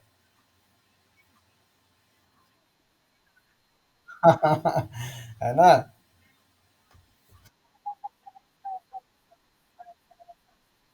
हाँ, वहाँ गोवा में एक्चुअली क्या है ना कि उसी से कमाई है, मतलब मेन गवर्नमेंट की जो रेवेन्यू है ना, वो उसी टूरिस्ट प्लेस से ही है। टूरिस्ट मतलब जितने भी टूरिस्ट जाते हैं उसी से है, बाकी और कोई चीज़ है नहीं वहाँ पे। उनका खुद का जो प्रोडक्शन होता है वही काजू वहाँ प्रोडक्शन करते हैं, और बाकी वो बेवरेजेस उसी से। हाँ, हाँ, बिल्कुल। लोग वहाँ पे जो लोग रहते हैं।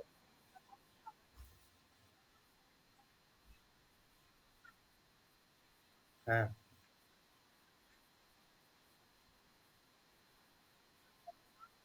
हाँ, बिल्कुल वहाँ पे कुछ चीज़ें मिक्स की जाती हैं भाई। आप जैसे देखिए।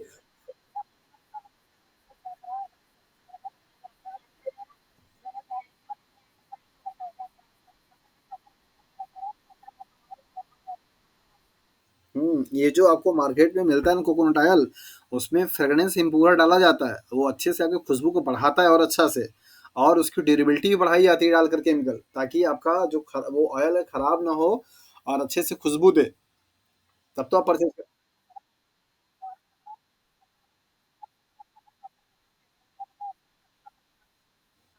अच्छा, चलिए बढ़िया एक्सपीरियंस रहा है आपका। नेक्स्ट पॉइंट पर आते हैं। Non polar hydrocarbon chain accounts for the poor solubility of fatty acid. आपको बताया गया कि जो आपके हाँ।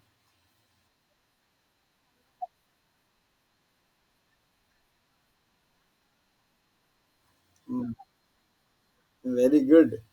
आप कुछ दिमाग लगाइए, क्या किया जा सकता है उसमें। उसका नाम क्या दिया गया, हॉट ऑयल।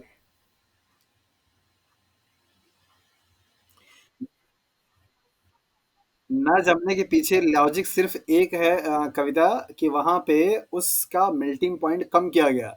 और मेल्टिंग पॉइंट कम करने के लिए दो फैक्टर हैं। नंबर पहला, जितना भी उसमें डबल सिंगल सिंगल बॉन्ड था उसको कन्वर्ट किया गया मैक्सिमम डबल बॉन्ड में। जितना ज़्यादा आपका अनसैचुरेशन होगा उतना ज़्यादा उसकी मेल्टिंग पॉइंट कम होती जाएगी। दूसरा, हाइड्रोकार्बन चेन की संख्या भी अगर आप कम करेंगे तो भी कम हो जाएगा। तो जो हॉट ऑयल बनाया गया कोकोनट वाला, जो कि ठंडियों के टाइम पे भी आपका नॉर्मली लिक्विड फॉर्म में रहता है, वहाँ पे मॉडिफिकेशंस किए गए। सिंगल बॉन्ड वाले कंपाउंड को मल्टीपल बॉन्ड वाले में कन्वर्ट किया गया। ठीक है, तो जब अगर आपका डबल बॉन्ड से सिंगल बॉन्ड में कन्वर्ट किया जाए तो उसे आप बोलते हैं हाइड्रोजनेशन। जब आपका सिंगल बॉन्ड से डबल बॉन्ड में कन्वर्ट किया जाए उसे बोलते हैं डीहाइड्रोजनेशन। वहां पे हाइड्रोजन रिमूव किया जाता है। जी हाँ, जो आपके हॉट कोकोनट ऑयल होते हैं, उन कोकोनट ऑयल में क्या किया गया, डीहाइड्रोजनेशन की प्रोसेस की गई, जिसमें H2 मॉलिक्यूल्स को क्या किया गया, रिमूव किया गया। तो जितने भी आपके सिंगल सिंगल बॉन्ड वाले कंपाउंड थे इस तरीके से, जब इनमें से क्या किया गया, H2 को निकाल दिया गया, तो ये सब कैसे बन गए, CH2 डबल बॉन्ड CH2। फिर से जब हाइड्रोजनेशन यहाँ डिहाइड्रोजनेशन किया जाएगा तो ये कैसे बन जाएंगे, CH ट्रिपल बॉन्ड CH, इस तरीके से। तो ये संख्या आपकी बढ़ती जाएगी तो आपका सॉल्व जो मेल्टिंग पॉइंट होगा वो कम होता जाएगा। लोअर टेम्परेचर पे भी वो आपको क्या दिखाई देगा, लिक्विड फॉर्म में।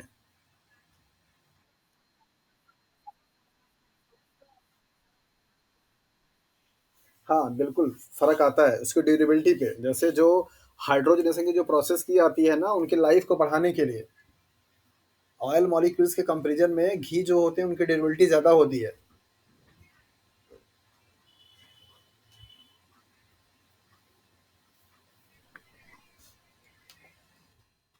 ओके, यहाँ पर आपको बताया जा रहा है कि जो कार्बोक्सिलिक ग्रुप होता है, carboxylic acid group is polar, मतलब आयनाइज्ड होता है न्यूट्रल पीएच पे, and account for the slightly solubility of salt fatty acid chain in water. तो दोनों ग्रुप का इंपॉर्टेंस आपको बता दिया गया कि आपके जो नॉन पोलर होंगे वो रिस्पॉन्सिबल किसके लिए हैं, पुअर सॉल्युबिलिटी के लिए। तो ये भी सवाल आपसे पूछा सकता है, poor solubility of fatty acid is due to, just because of, तो आपको बताना पड़ेगा नॉन पोलर हाइड्रोकार्बन चेन, या slightly solubility in water of fatty acid is due to, तो आपको बताना पड़ेगा कार्बोक्सिलिक एसिड ग्रुप, जो कि वजह से आपका फैटी एसिड थोड़ा बहुत क्या होता है, सॉल्युबल होता है। ये दोनों पॉइंट आपको बताने पड़ेंगे। नेक्स्ट आपका आता है मेल्टिंग पॉइंट। तो मेल्टिंग पॉइंट को लेकर के क्या क्या कॉन्सेप्ट बन सकते हैं यहाँ पे आप देख लीजिए। तो at room temperature the saturated fatty acid from 12 to 24 have a waxy, मतलब कि सॉलिड होगा। तो सैचुरेटेड जो आपके फैटी एसिड्स होंगे उनका नेचर रूम टेम्परेचर पे कैसा होगा, सॉलिड होगा। जबकि आपके अनसैचुरेटेड जो फैटी एसिड्स होंगे सेम कार्बन लेंथ के, वो सब क्या होंगे, आपके लिक्विड होंगे। तो इसका मतलब ये हुआ कि मेल्टिंग पॉइंट को अगर आप यहाँ पे रिलेशन देखेंगे, तो melting point is directly proportional to the saturated, या सैचुरेशन। जितना ज़्यादा सैचुरेटेड हाइड्रोकार्बन होंगे उतना ज़्यादा उसकी क्या होगी, मेल्टिंग पॉइंट होगी। और मेल्टिंग पॉइंट का अगर आप रिलेशन देखना चाहते हैं किससे, अनसैचुरेटेड फैटी एसिड से, तो उसके लिए आप बता सकते हैं क्या, इनवर्सली अनसैचुरेटेड फैटी एसिड, जितना ज़्यादा अनसैचुरेटेड फैटी एसिड्स होंगे उनकी मेल्टिंग पॉइंट उतना ही क्या होगी, कम होगी।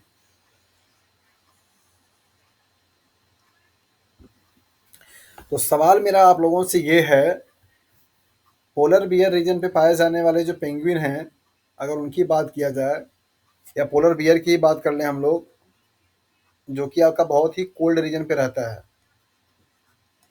उसके सेल्स पे पाए जाने वाले जो मेम्ब्रेन हैं, उनकी फ्लूइडिटी को मेंटेन रखने के लिए, मतलब वो नॉर्मल तरीके से बना रहे, उस पोलर बियर के सेल्स में किस टाइप का फैटी एसिड होना चाहिए?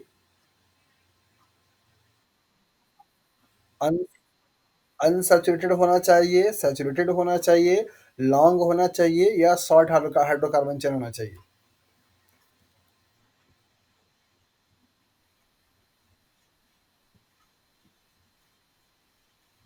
बताइए। जितना जितना ज़्यादा आपका डबल बॉन्ड पाया जाएगा उतना ज़्यादा अच्छे तरीके से क्या होगा, वो लिक्विड फॉर्म में रहेगा। तो चूंकि जहाँ पे पोलर बियर पाए जाते हैं वहाँ पे टेम्परेचर बहुत ज़्यादा कूल होता है ना? तो वहाँ के फैटी एसिड के लिए मेल्टिंग पॉइंट बहुत कम होनी चाहिए, ताकि जैसे सपोज कीजिए कि अगर वहाँ पे, जहाँ पे मान लीजिए कश्मीर की बात हम लोग कर लें, है ना, या लद्दाख की बात कर लें, तो मान लीजिए वहाँ का नॉर्मल जो टेम्परेचर है 4 डिग्री सेल्सियस है। तो किसी भी मटेरियल को अगर लिक्विड फॉर्म में बने रहना है तो उसका मेल्टिंग पॉइंट इस 4 डिग्री सेल्सियस से क्या होना चाहिए, कम होना चाहिए, है ना? 4 डिग्री सेल्सियस से अगर वो कम रहेगा उसका टेम्परेचर, तब जाकर के वो क्या होगा, लिक्विड फॉर्म में आएगा। अगर 4 से ज़्यादा हो जाएगा तो कैसा रहेगा, सॉलिड रहेगा। तो मिनिमम से मिनिमम टेम्परेचर को बनाने के, मतलब मिनिमम से मिनिमम मेल्टिंग पॉइंट किसी लिक्विड का हो, उसके लिए ज़रूरी क्या है, अनसैचुरेटेड फैटी एसिड का प्रेजेंट होना। यही सवाल 2019-2018 में पूछा गया है। हाँ।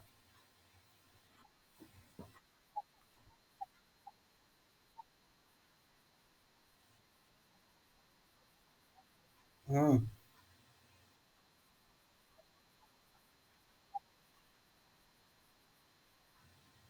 अच्छा, और कुछ? हम्म।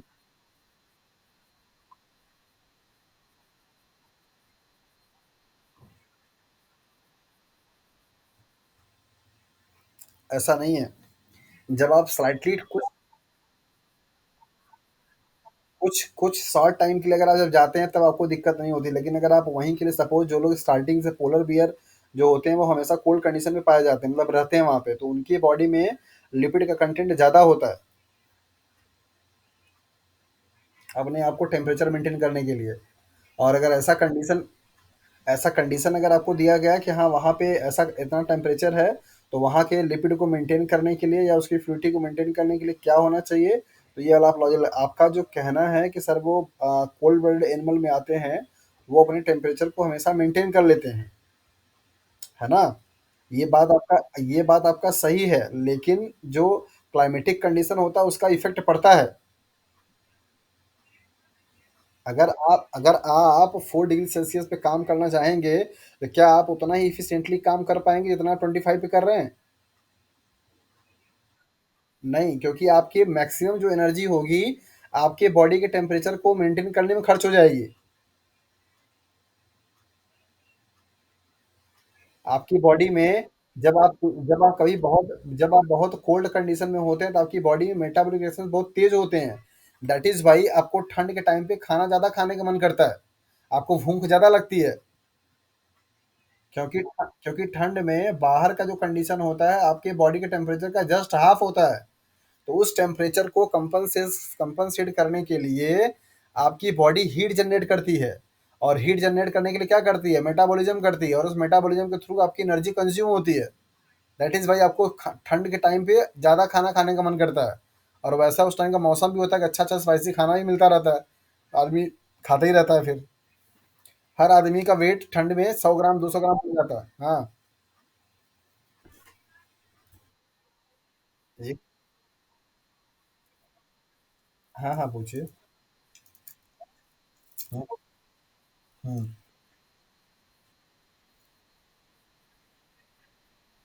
हम्म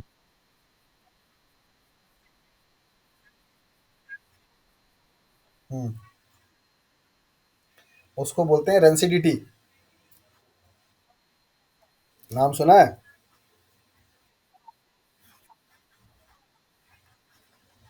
वो जो स्मेल आती है ना बैड वाली, वो due to the aldehyde and carboxylic का कन्वर्जन, मतलब जो फैटी एसिड्स होते हैं वो कार्बोक्सिलिक ग्रुप कंटेनिंग होते हैं, जब इनका ऑक्सीडेशन होता है तो वो एल्डिहाइड में, कीटोन में, अल्कोहल में कन्वर्ट हो जाते हैं, और इनके कन्वर्जन की वजह से वहाँ पे बैड पंजेंट स्मेल आती है।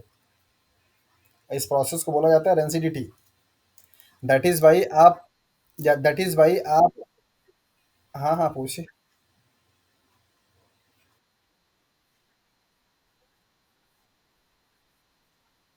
जी हाँ। नहीं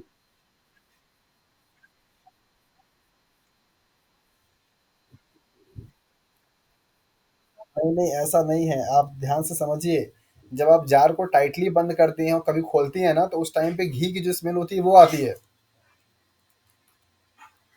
वो पंजेंट वो। हाँ तो कैसा है?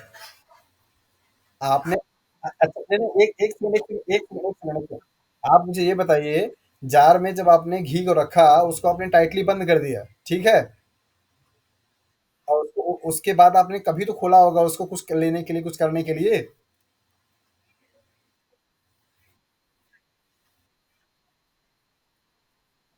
हाँ हाँ हाँ। भैया मेरे, जब जो स्मेल होती है ना वो डिफ्यूज। नहीं नहीं नहीं नहीं, बात उसकी आप बोल लीजिए, हम आपकी बात को समझ गए। देखिए, हो दोनों में ऑक्सीडेशन रहा है, लेकिन जो आपने, जैसे सपोज कीजिए एक बार आपने इस कैप को ओपन किया, मतलब इसको घी भर के आपने टाइटली बंद कर दिया। एक बार कभी भी दोनों का आपने ओपन किया, ओपन करने के बाद एक को टाइटली बंद किया, एक को लूज बंद कर दिया। लूज वाले से स्मेल नहीं आ रही, टाइट वाले को जो आपने खोला स्मेल आई, यही कहना चाह रही है ना? उसके पीछे का लॉजिक ये है कि जिसका जिसकी लूज बाइंडिंग दोनों में हुआ है आपका डेंसिटी, इस वाले का एयर आपका चूंकि टाइटली आपने बंद कर दिया था तो पास आउट नहीं हो पाया। दैट इज भाई, जब आपने ओपन किया तो यहाँ से स्मेल आई। ये वाला आपका लूजली बॉन्डेड था, तो जो आपकी स्मेल थी, चूंकि एल्डिहाइड और अल्कोहल और कीटोन के जो कंपाउंड होते हैं ना, बहुत ही वोलाटाइल होते हैं। आपने देखा होगा कि जो इथेनॉल होता है बहुत तेज उड़ जाता है, देखा है? जब ये रेंसिडिटी का रिएक्शन होता है तो कार्बोक्सिलिक ग्रुप के जो कंपाउंड होते हैं वो कन्वर्ट होते हैं एल्डिहाइड में, अल्कोहल में, कीटोन में, और ये सभी के सभी वोलेटाइल होते हैं। तो जो जार आपने हल्का सा लूजली बाइंड किया हुआ था, वो सब के सब एयर के साथ में डिफ्यूज हो गए। स्मेल यहाँ पे बची नहीं, जबकि यहाँ पे जो टाइटली आपने बंद किया था वो टाइटली इसी में रह गया एयर। दैट इज भाई, जब आपने ओपन किया तो आपको स्मेल दिखाई दिया। हुआ दोनों में ही एयर के कांटेक्ट में आने पर दोनों में ही डेंसिटी की प्रोसेस हुई है। लेकिन एक में आपने टाइटली कैप कर दिया तो आपको स्मेल ज़्यादा दिखाई दिया, महसूस हुआ। जबकि एक को आपने लूजली किया था तो वहाँ से इवापोरेशन की, मतलब वेपराइजेशन का प्रोसेस होता रहा। वोलाटाइल नेचर होते हैं ये सारे के सारे कंपाउंड।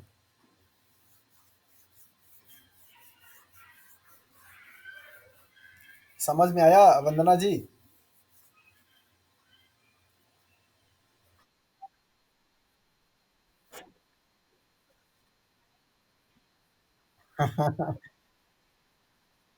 नहीं, आप उसको सम, हाँ, हाँ, ठीक है, कोई बात नहीं, हम आगे पढ़ाएँगे ही, लेकिन आपको ये समझना होगा कि जब कभी भी आपने लिपिड, मतलब घी को बना कर के रखा टाइटली बंद करके, और सिंगल टाइम आपने ओपन किया तो वहाँ पे एयर के कॉन्टैक्ट में गया वो, और फिर अगर आपने उसको दोबारा एकदम टाइटली बंद कर दिया तो उसमें जो रेंसिडिटी की प्रोसेस हुई, उसके बाद जो आपके बनने वाले जो वोलाटाइल कंपाउंड थे वो सब के सब उस टाइट कैप की वजह से उसी में रह गए। आपने जब कभी उसको ओपन किया तो आपको स्मेल ज़्यादा किया। जबकि दूसरा वाला जो आपका बॉक्स था उसको आपने लूजली बाइंड किया हुआ था, मतलब कैप लगाया था, उसमें से आपके जो वोलाटाइल कंपाउंड बने वो फिर एयर में डिफ्यूज हो गए। तो डिफ्यूजन होने की वजह से स्मेल आपको वहाँ पे दिखाई नहीं दी, जबकि रेंसिडिटी दोनों में हुआ है। Scientific reason. हाँ, साइंटिफिक रीज़न इसके पीछे ये है, बाकी आप महिला हैं और घर चला रही हैं, तो आप अपने हिसाब से रीज़न को खोज लीजिए। हो सकता है कुछ आपको रीज़न दूसरा भी मिल जाए, ठीक है? ओके, तो यहाँ पे हम लोग मेल्टिंग पॉइंट की बात कर रहे थे और मेल्टिंग पॉइंट पे हमने देखा यहाँ पे कि हाँ, क्या-क्या चीज़ें हो सकती हैं। तो जितने भी आपके सैचुरेटेड फैटी एसिड्स होते हैं, वो सभी के सभी आपके क्या होंगे? सॉलिड होंगे रूम टेम्परेचर पे, जबकि आपके अनसैचुरेटेड वाले जो होंगे, वो क्या होंगे? लिक्विड होंगे। डिफरेंस इन मेल्टिंग पॉइंट, ये सैचुरेटेड और अनसैचुरेटेड के मेल्टिंग पॉइंट में जो डिफरेंसेस है, वो किसकी वजह से हो रहा है, ये आपको यहाँ पे दिखाया जा रहा है। Due to the different degree of packing of the fatty acid molecule. जिसकी डिग्री ऑफ पैकिंग का जो डिफरेंसेस होगा, उसके बेसिस पे आपको बताया जा रहा है। और पैकिंग ऑफ डिग्री का मतलब क्या है? कितना हाईली इफिशिएंट पैकिंग हो रही है, कितना कम हो रहा है। जैसा कि आपको पहले बताया गया कि सैचुरेटेड फैटी एसिड की पैकिंग एफिशिएंसी क्या होगी? डिग्री ज़्यादा होगी, जबकि अनसैचुरेटेड वाले की जो डिग्री या एफिशिएंसी होगी पैकिंग की, वो कम होगी। तो जिसका पैकिंग ज़्यादा होगा, टाइटली होगा, उसकी मेल्टिंग पॉइंट ज़्यादा होगी। जिसका पैकिंग कम होगा, लूजली होगा, डेंसिटी कम होगी, तो उसका मेल्टिंग पॉइंट क्या होगा? कम होगा। तो आप लोगों ने पीछे अभी देख करके आए हैं कि नॉर्मली जो सैचुरेटेड फैटी एसिड्स होते हैं, उनका ओरिएंटेशन सिमेट्रिकल होता है। दैट इज वाई वो एकदम क्लोज पैकिंग होती है, जस्ट लाइक ए सॉलिड। और सॉलिड के मटेरियल को ब्रेकआउट करने की एनर्जी ज़्यादा लगाना पड़ता है, जबकि अनसैचुरेटेड जो फैटी एसिड्स होते हैं, वहाँ पे किंग का फॉर्मेशन हो जाता है, डिस्टॉर्टेड हो जाते हैं, और वहाँ पे पैकिंग उतनी इफिशियंट नहीं होती जितना कि आपका सैचुरेटेड में होता है। दैट इज वाई इनकी मेल्टिंग पॉइंट क्या होती है? कम होती है। So fully saturated compounds, free rotations around each carbon-carbon bond gives the hydrocarbon chain great flexibility. जितने भी कार्बन हाइड्रोकार्बन के चैन फुल्ली सैचुरेटेड फॉर्म में होंगे, वहाँ पे आपका जो कार्बन के अराउंड में, कार्बन कार्बन बॉन्ड के अराउंड में रोटेशन वो फ्री फॉर्म में होता है। दैट इज वाई उनकी फ्लेक्सिबिलिटी क्या होती है? ज़्यादा होती है। जबकि आपके जो अनसैचुरेटेड वाले कंपाउंड होते हैं, वो उनके पास में फ्लेक्सिबिलिटी उतनी नहीं होती, और उनका जो रोटेशन होता है कार्बन कार्बन बॉन्ड पे पूरी तरीके से नहीं हो पाता, due to the presence of double bond. और जिसकी वजह से उनकी जो मतलब ज्योमेट्री होती है, वो सिमेट्रिकल नहीं रहता, और उनकी इसकी वजह से उनकी पैकिंग एफिशिएंसी अच्छी नहीं हो पाती है।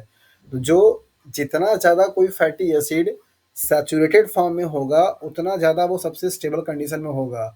सो फुल्ली एक्सटेंडेड जो फॉर्म होता है, जिसमें कि सारा का सारा फैटी एसिड सैचुरेटेड फॉर्म में प्रेजेंट होता है, वो फॉर्म सबसे ज़्यादा हाईली क्या है? स्टेबल है। क्या है? स्टेबल है। और इस फॉर्म में उसकी मेल्टिंग पॉइंट सबसे क्या होगी? ज़्यादा होगी। अगर कोई फैटी एसिड में एक भी सिंगल आपका डबल बॉन्ड नहीं पाया जा रहा है, सारे के सारे सब सिंगल बॉन्ड पाए जा रहे हैं, तो उस फॉर्म को आप बोलते हैं फुल्ली एक्सटेंडेड फॉर्म। और वो जो आपका फॉर्म होता है, सबसे हाईली क्या होता है? स्टेबल होता है। मतलब उसको ब्रेक करने के लिए एनर्जी ज़्यादा लगानी पड़ती है, मतलब मेल्टिंग पॉइंट क्या होगा? आपका ज़्यादा होगा। Steric hindrance of neighbouring atom is minimize. और जब कभी भी कोई फैटी एसिड आपका किसने बोल दिया?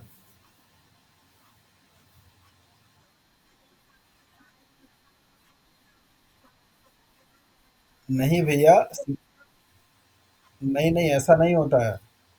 वो जी और सी का जो कॉन्सेप्ट है, वो हाइड्रोजन बॉन्ड होता है, सिंगल और डबल बॉन्ड में।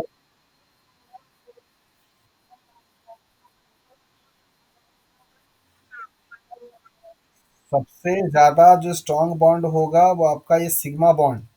डबल बॉन्ड की जब बात आती है आपकी, तो यहाँ पे पाई बॉन्ड आ जाता है, ये वीक बॉन्ड होता है। तो उसके बाद आएगा आपका डबल बॉन्ड, सबसे वीकर बॉन्ड होगा आपका ट्रिपल बॉन्ड। वो हाइड्रोजन बॉन्ड है, जहाँ पे आप टी और ए की बात कर रही हैं, वो कॉन्सेप्ट अलग होता है, और इसका कॉन्सेप्ट अलग होता है। ये हाइड्रोजन बॉन्ड है, ये इंटरेक्शन है। मल्टीपल इंटरेक्शन होगा, एनर्जी ज़्यादा लगानी पड़ेगी। कम इंटरेक्शन होगा, एनर्जी कम लगानी पड़ेगी। यहाँ पे इलेक्ट्रॉन का इन्वॉल्वमेंट होता है। सिग्मा बॉन्ड की जो बाइंडिंग होती है, वो ऐसे इस तरीके से होती है, एंड टू एंड इंटरेक्शन होता है पूरा एकदम अच्छे तरीके से। पाई बॉन्ड का जो फॉर्मेशन होता है, वो साइड बाई साइड होता है, तो वो ओवरलैपिंग होती है, तो यहाँ पे वीकर बॉन्ड होते हैं। तो पाई बॉन्ड मतलब कि double bond, triple bond weaker bond होते हैं as compare to sigma bond के। नहीं पढ़ा है तो पहला लेक्चर जाकर के फिर से देखिए, पढ़िए। केमिकल बॉन्ड के बारे में जब पढ़ाया था, तो सब कुछ बताया था। तो यहाँ पर आपको बताया गया कि जब आपका फैटी एसिड सबसे ज़्यादा हाईली फुल्ली एक्सटेंडेड फॉर्म में होगा, तो वो सबसे मोस्ट स्टेबल होगा। और उस कंडीशन में स्टेरिक हिंड्रेंस की जो वैल्यू होगी वो सबसे मिनिमम होगी। ये बहुत ही इंपॉर्टेंट पॉइंट है, आपसे ऐसे तरीके से सवाल पूछे जाते हैं। Most stable form of fatty acid क्या होगा, ये आपसे पूछा जा सकता है। दूसरा, minimum steric hindrance value.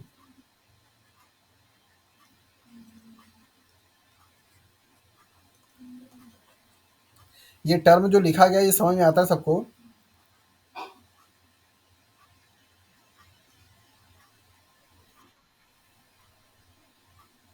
Very good. और बाकी लोगों को आता है?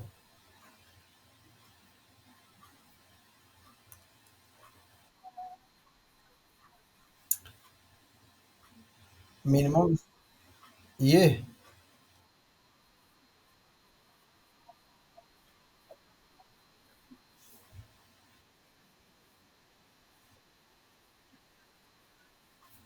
स्टेरिक हिंड्रेंस का मतलब होता है भीड़ भाड़।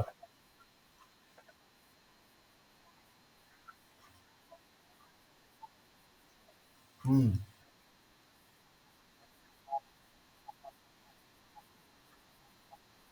जी हाँ, मतलब किसी भी कंपाउंड को उसके चारों तरफ जितना कम से कम एटम होंगे उसकी स्टेरिक हिंड्रेंस की वैल्यू उतनी कम होगी। किसी भी एलिमेंट के पास अगर एटम्स ज़्यादा होंगे तो स्टेरिक हिंड्रेंस की वैल्यू क्या होगी, ज़्यादा होगी। स्टेरिक हिंड्रेंस को सिंपल लैंग्वेज अगर आप समझना चाहें तो समझ सकते हैं कि किसी भी मॉलिक्यूल्स को, किसी भी एटम्स को रोटेट करने के लिए, रोटेट करने के टाइम पे लगने वाला जो अपोज करने वाला फोर्स है due to the presence of atoms and molecules, उसको आप बोलते हैं स्टेरिक हिंड्रेंस। जैसे सपोज कीजिए, अगर मैं आपको यहाँ पे दे दूँ कि मान लीजिए एक कार्बन है और कार्बन के चारों तरफ इस तरीके से आपके हाइड्रोजन हाइड्रोजन लगे हुए हैं,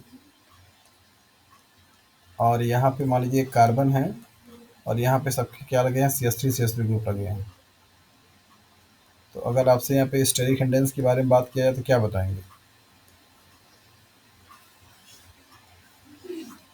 एक केस आप ये हाँ जी, एक केस तो आप ये ले लीजिए, दूसरा केस आप ये भी ले लीजिए। कार्बन है, यहाँ पे आपका ऐसे कार्बन चलता जाएगा इस तरीके से, और यहाँ पे आपका एक हाइड्रोजन है, यहाँ पे आपका एक हाइड्रोजन है, यहाँ पे एक हाइड्रोजन है। तो इस कार्बन के चारों तरफ ये जो आपके एटम्स है ना, ये इसको रोटेट करने में हिंड्रेंस पैदा करते हैं। अगर इन एटम की संख्या है ज़्यादा तो ज़्यादा होगा, कम होगा तो कम होगा। और अगर दोनों केस में से आपको यहाँ दिखाई दे रहा है, चार यहाँ पे भी चार यहाँ पे भी है, तो इनके साइज पे डिपेंड करेगा। जितना बल्कियर ग्रुप लगा रहेगा, जितना हैवी ग्रुप लगा रहेगा, स्टेरिक हिंड्रेंस उतना ज़्यादा क्रिएट करेगा। तो CH3 जो है हाइड्रोजन से क्या है, ज़्यादा हैवियर है। दैट इज़ वाई इस वाले मॉलिक्यूल्स में स्टेरिक हिंड्रेंस ज़्यादा होगा as compare to this one.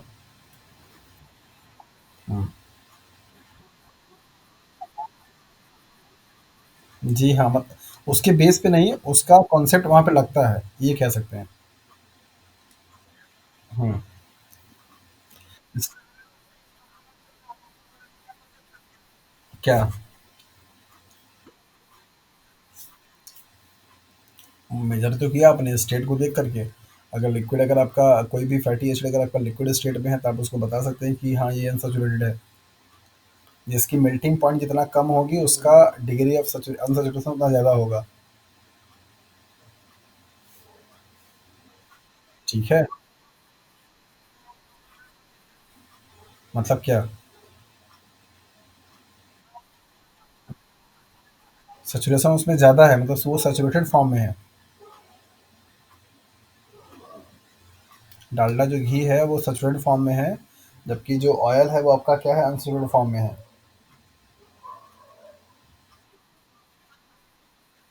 क्या? ज़रूरी नहीं है कि सारे के सारे सॉलिड वाले फॉर्म और ट्रांसफॉर्म हो। यही बात मैं आपको स्टार्टिंग से बोलता चला आ रहा हूँ कि स्टेट का ट्रांस और सिस से मतलब नहीं है। सारे सॉलिड फॉर्म में पाए जाने वाले लिपिड ट्रांस नहीं होते। ऐसा नहीं है। अगर ऐसा होता तो जितना भी आप पीनट बटर खाते हैं या फिर आप वनीला बटर खा रहे हैं या जो भी कुछ बटर खा रहे हैं आप, वो सारा का सारा आपका ट्रांस होता। और अगर ऐसा होता ना तो फिर सबके सब कार्डियोवैस्कुलर डिजीज की बीमारी के घर हो जाते।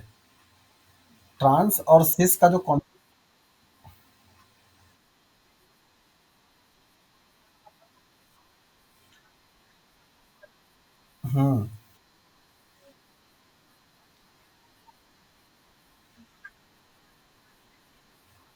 बिल्कुल।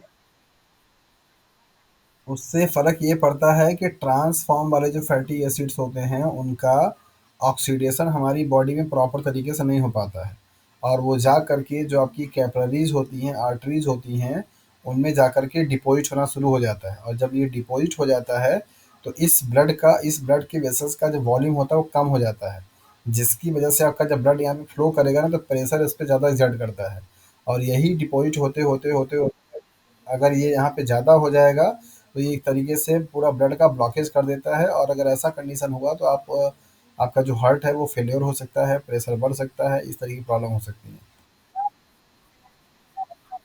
जी हाँ, जैसे आपने नाम सुना होगा एलडीएल, एचडीएल, नाम सुना है? जी हाँ, एचडीएल, एलडीएल, वीडीएल, वीएलडीएल। ये जो एलडीएल होता है ना, ये क्या है? ये बैड होता है, और जो एचडीएल होता है ये गुड होता है। ठीक है? अगर आपके खाने में, आपके फैटी एसिड में अगर HDL means high density lipid का कंटेंट है, तो आपके लिए वो गुड है। और जो अगर आपकी बॉडी में लो डेंसिटी कंटेंट है, मतलब लो डेंसिटी लिपिड है, तो वो क्या आपका बैड है। अभी आगे हम लोग देखिए पढ़ेंगे उसको, आज की क्लास में आपको पढ़ना भी है। तो आपको यहाँ पे 3 चीज़ें ध्यान में रखनी है कि जो सैचुरेटेड अगर फुल्ली फॉर्म में होगा, तो वो सबसे मोस्ट स्टेबल होगा, और वहाँ पे स्टेरिक इंडेक्स की वैल्यू क्या होगी? सबसे मिनिमम होगी। ये चीज़ ध्यान रखिएगा। नेक्स्ट आपका टॉपिक है दैट इज़ द ट्राइग्लिसरॉल, जिसके बारे में हम लोग बात कर रहे थे। तो ये सबसे सिंपलेस्ट लिपिड फॉर्म पाया जाता है, जो कि फैटी एसिड्स मतलब से मिलकर के बने होते हैं।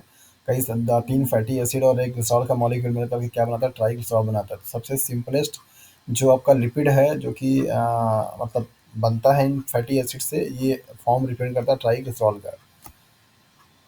और इस ट्राइग्लिसरॉल को आप बेसिकली नॉर्मली इस नाम से भी जानते हैं, ट्राई एसाइल ग्लिसरॉल के नाम से भी जाना जाता है, ट्राइग्लिसराइड के नाम से भी जाना जाता है। तो ये 2-3 इसके नाम हैं, जो कि सबसे सिंपल फॉर्म को रिप्रेजेंट करता है। और ये किससे मिलके बना होता है? 3 फैटी एसिड से, और एक आपका ग्लिसरॉल से। और इन तीनों फैटी एसिड और ग्लिसरॉल के मॉलिक्यूल्स के बीच में जो बनने वाला लिंकेज है, वो क्या होगा? एस्टर लिंकेज होता है, राइट? तो आप इसको एस्टरिफिकेशन के नाम से भी जानते हैं, जब इनका फॉर्मेशन होता है तो। Triglycerols are non polar hydrophobic molecules essentially insoluble in water. जो आपके ये दिखाई दे रहे हैं ट्राइग्लिसराइड, ये आपके क्या होते हैं? वाटर में इंसॉल्युबल होते हैं। नॉन पोलर इनका नेचर होता है, हाइड्रोफोबिक नेचर के होंगे, और वाटर में क्या होते हैं? इंसॉल्युबल होते हैं। Triglycerides provide store energy and insulation. Triglycerides जो होते हैं वो स्टोर एनर्जी के का भी काम करते हैं, और इंसुलेशन का भी काम करते हैं। इंसुलेशन का मतलब, हाँ जी, हाँ। वर्टिब्रेट्स के केस में स्पेशलाइज्ड सेल्स होते हैं, जिनको आप एडिपोसाइट्स या एडिपोज टिश्यूज के नाम से जानते हैं, जो कि फैट को स्टोर करने का क्या करता है? काम करता है, राइट? लार्ज अमाउंट में। यानी जो फैट आपका स्टोर होता है किस फॉर्म में? ट्राइग्लिसरॉल के फॉर्म में।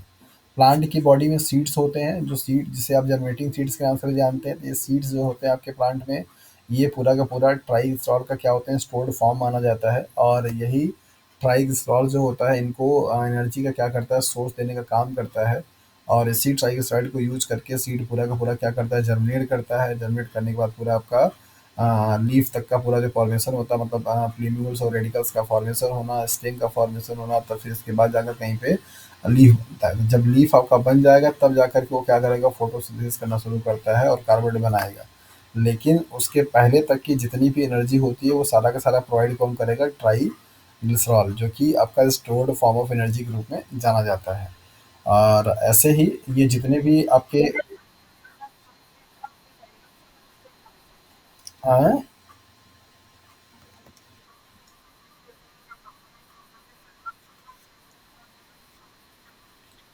नहीं नहीं नहीं नहीं, ट्राइग्लिसरॉल का ऑक्सीडेशन होता है, और ऑक्सीडेशन होने के बाद वहाँ पे एटीपी जनरेट होती है। ट्राइग्लिसरॉल जो होता है वो स्टोर्ड फॉर्म है, और इसका ब्रेक डाउन होता है। तो ब्रेक डाउन होने के बाद वहाँ पे स्टाइल कोएंजाइम ए बनते हैं, और वो स्टाइल कोएंजाइम ए आपका जाता कहाँ पे है? टीसीए साइकिल में। और उस टीसीए साइकिल से आपकी क्या होती है? एटीपी जनरेट होती है ना? ट्राइग्लिसरॉल का आपका होता है बीटा ऑक्सीडेशन, और बीटा ऑक्सीडेशन होने से हर बार के साइकिल में 2-2 कार्बन के कंपाउंड निकल जाते हैं, और वो 2 जो कार्बन कंपाउंड आपका निकलता है वो जाकर कन्वर्ट होता है स्टाइल कोएंजाइम ए में। और आप जानते हैं कि स्टाइल कोएंजाइम ए कहाँ जाता है? टीसीए साइकिल में। जब आप ग्लूकोज का मेटाबॉलिज्म पढ़ते हैं, तो ग्लूकोज से जब आपका ग्लाइकोलाइसिस की प्रोसेस में ग्लूकोज से क्या बनता है? पायरुविक एसिड, और पायरुविक एसिड से फिर क्या बनता है? स्टाइल कोएंजाइम ए, और वही स्टाइल कोएंजाइम ए कहाँ जाता है? टीसीए साइकिल में जाता है ना। और टीसीएस साइकिल से फिर इलेक्ट्रॉन ट्रांसपोर्ट चेन में जाता है, जाकर के वहाँ पे एटीपी का फॉर्मेशन होता है। ये जो ट्राइग्लिसरॉल होते हैं इनका भी ऑक्सीडेशन होता है। इनको ऑक्सीडेशन करने के लिए जो एंजाइम्स होते हैं बीटा ऑक्सीडेशन करने के लिए वो सारे पाए जाते हैं, तो इनका ऑक्सीडेशन होने के बाद एटीपी का जनरेशन होता है, मतलब ये स्टाइल कोएंजाइम ए बनाएंगे, फिर वो जाकर टीसीएस साइकिल में जाएगा, फिर इलेक्ट्रॉन ट्रांसपोर्ट चलेगा, तब जाकर एटीपी बनती है। नहीं, दो चीज़ पूछिए।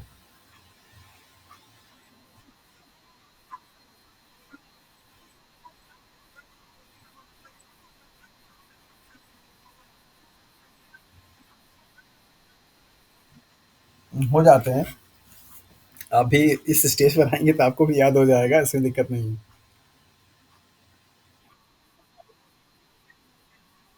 कहाँ पे?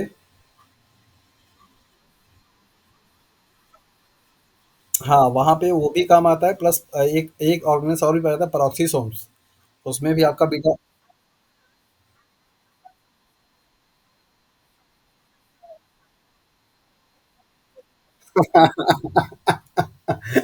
अच्छा। नहीं प्रियंका, ऐसा कोई सरप्राइजिंग नहीं है। आप अगर ये काम डेली बेसिस पे करेंगे तो आपके भी दिमाग में सारी चीज़ें ना स्टोर हो जाती हैं। अभी तो जैसे सपोज कि जो भी टॉपिक चल रहा होता है, आप लोग कहीं से भी कोई सवाल जो भी आपके मन में आता है आप पूछ लेते हैं। ये सारे सवाल का जवाब आपको ऐसे कहीं बुक में होता नहीं है। ये सारी चीज़ें जब आप धीरे धीरे पढ़ते पढ़ते पढ़ाते पढ़ाते आपकी प्रैक्टिस हो जाती है, तो फिर वो चीज़ें रिकॉल हो जाती हैं। और ऐसा कोई बहुत ये टिपिकल टास्क नहीं है। एक चीज़ का नहीं, कई सारी चीज़ें आपके दिमाग में बहुत लॉन्ग टाइम तक स्टोर हो जाती हैं। जैसे अभी आप बायोकेमिस्ट्री पढ़ रही हैं, अगर आप अभी इम्यूनोलॉजी का सवाल पूछेंगे तो वहाँ के भी आपको पूरा फिगर के साथ में साइकिल के साथ में सब चीज़ें क्लियर हो जाएंगी। वो भी आपके दिमाग में बन जाता है, तो वो धीरे धीरे आपको हो जाता है।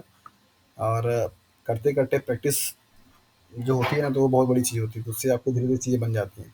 सो सीड्स और जो आपके एडिपोज एडिपोज टिश्यूज होते हैं, वो दोनों ही दोनों आपके क्या होते हैं? ट्राइग्लिसरॉल को स्टोर करने वाले पार्ट होते हैं। और ये जो एनर्जी होती है वो कार्बोहाइड्रेट के कंपेयर में बहुत ज़्यादा, मीन्स डबल से ज़्यादा क्या करती है? एनर्जी देती है। ओके, तो सीड्स को उस टाइम पे लाइट की ज़रूरत नहीं होती है जिस टाइम पे सीड जर्मिनेट कर रहा होता है, और उस टाइम पे जहाँ पे अभी फोटोसिंथेसिस करने के लिए कोई भी पार्ट जनरेट नहीं हुए हैं, तो आपका पूरा का पूरा ये लिपिड ही होता है जो कि उसको एनर्जी देता है सीड को जर्मिनेट करने के लिए। तो यहाँ पर आप ट्राइग्लिसरॉल का स्ट्रक्चर देख सकते हैं, जो कि पहले भी आपको दिखा दिया था। तो ये आपका पूरा का पूरा स्ट्रक्चर जो आपको ये दिखाई दे रहा है, ये क्या है आपके? दैट इज़ द ग्लिसरॉल है। और ये वाले जो चेन आपको दिखाई दे रहे हैं फैटी एसिड्स हैं। तो इन दोनों के बीच में कैसा लिंकेज होगा? That is the Easter linkage. तो कभी कभी आपसे इनका लिंकेज पूछा जाता है कि हाँ, यहाँ पे लिंकेज क्या होगा। तो एस्टर बॉन्ड से ये लोग आपस में जुड़े हुए होते हैं। दैट एस्टर बॉन्ड कब बनेगा आपका? एस्टर बॉन्ड का फार्मूला क्या होता है? RCOR। ये, और ये कब बनता है? जब आपका कोई कार्बोक्सिलिक ग्रुप किसी एल्डिहाइड से या किसी अल्कोहल से, अगर जब इनसे रिएक्ट करता है तब आपका क्या बनेगा? एस्टर ग्रुप बनता है। RCOOR, R dash. ठीक है, इसको आप बोलते हैं एस्टर ग्रुप। तो यहाँ पे वही होता है। फैटी एसिड के पास क्या होता है? That is a carboxylic group होता है। और ग्लिसरॉल के पास क्या होता है? एल्डिहाइड ग्रुप होता है। तो जब इन दोनों के बीच में आपका ये रिएक्शन होता है तो यहाँ पे क्या निकल जाता है? H2O मॉलिक्यूल्स निकल जाते हैं। इसका एक आर ग्रुप और इसका एक आर ग्रुप निकल करके बन जाएगा क्या? एस्टर बन जाएगा। ठीक है। नहीं समझ में आया तो थोड़ा फिर से यहाँ पे आप देखिए कि कैसे एस्टर भी बन रहा है। एस्टर बनाने के लिए सपोज आपके पास कोई एक कंपाउंड है जिसका फार्मूला है CH3COOH।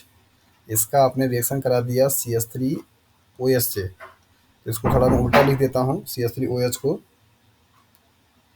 इसको पहले यहाँ पे मैं OH लिख देता हूँ, इसके बाद यहाँ पे CH3 लिखता हूँ।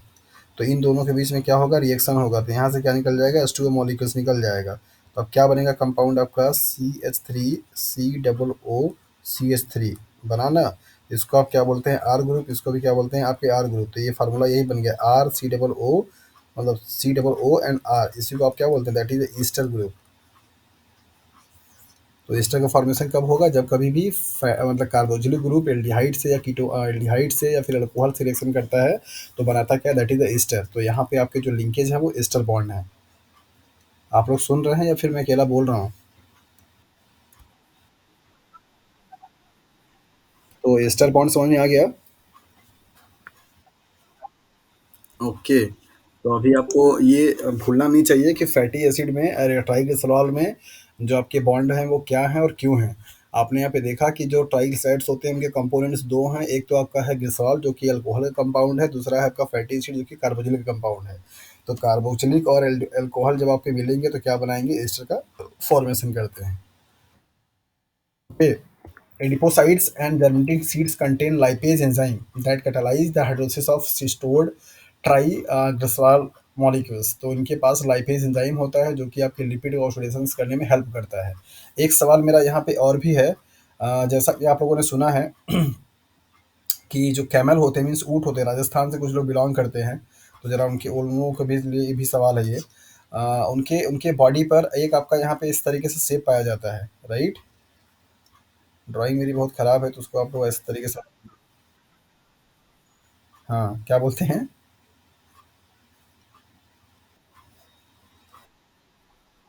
क्या बोलते हैं? चलिए ठीक है। सवाल मेरा ये है कि लोग बोलते हैं कि ऊँट बगैर पानी पिए भी कम से कम 1 महीने के आस-पास में रह सकता है, 30 डेज़ या थर्ट हाँ, more than 30 days without water. कैसे ये पॉसिबल है? ना ये स्टेटमेंट तो सुना होगा ना कि कैमल जो होते हैं वो पानी बगैर मतलब एक बार जब पानी पीते हैं तो 1 डेढ़ महीने तक पानी उनको पीने की ज़रूरत नहीं पड़ती। सुना है कहावत कि नहीं? क्या करते हैं?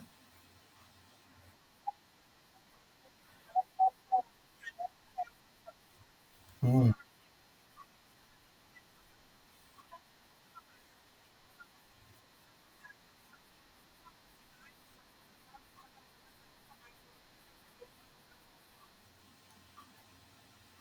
चलिए ये लिपिड का टॉपिक था, दैट इज़ वाई मैंने ये सवाल पूछ दिया।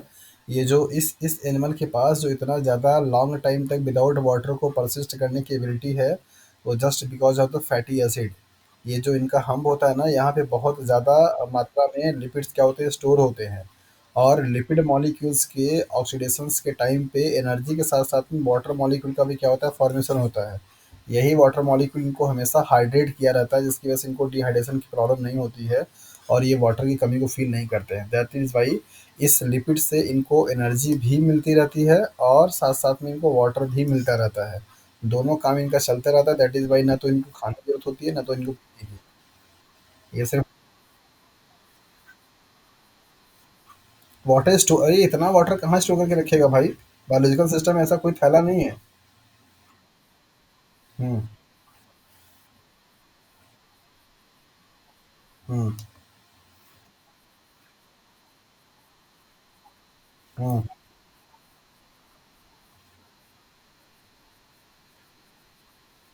अरे तो उतना पानी नहीं कि वो 1 डेढ़ महीना तक चल पाए। पानी तो मतलब ऐसा नहीं जैसे अब हम लोगों का स्टमक है, तो स्टमक में आप 4 लीटर 5 लीटर पानी स्टोर कर सकते हैं ना,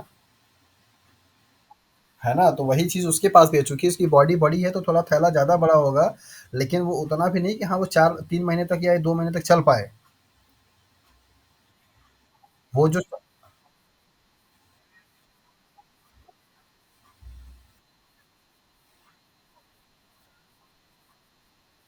हुँ,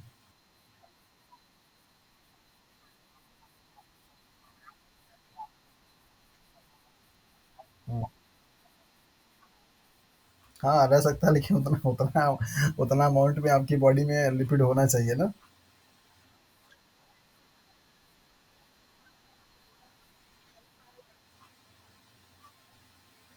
आवाज़ डिस्कनेक्ट हो गई, क्या बोला आपने? सुनाई नहीं दिया।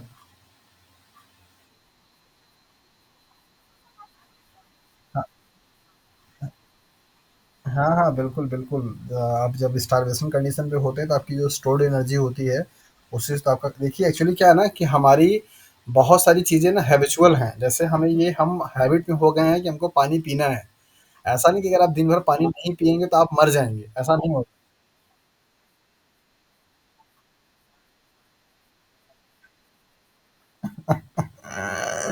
हाँ, बिल्कुल ट्राई।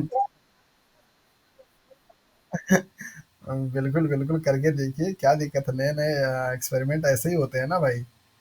अगर ये अगर 4-5 दिन अगर आप बिना पानी के अगर सर्वाइव कर सकते हैं, तो फिर तो ये बहुत अच्छा स नहीं।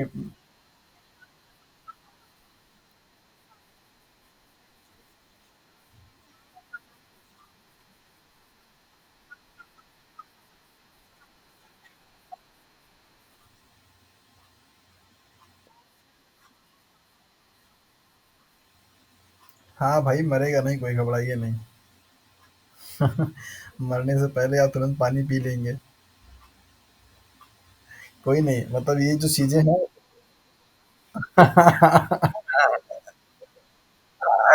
देखिए, वंदना का तुरंत वंदना वंदना का तुरंत आइडिया आ गया।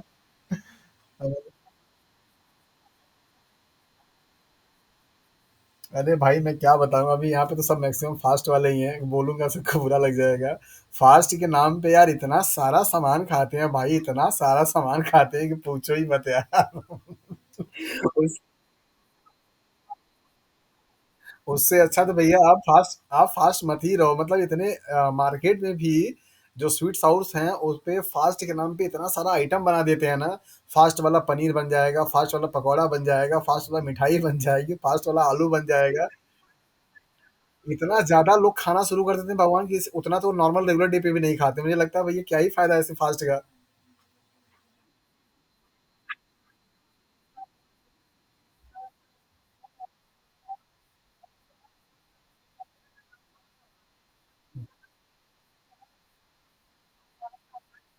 हाँ, बिल्कुल। फास्ट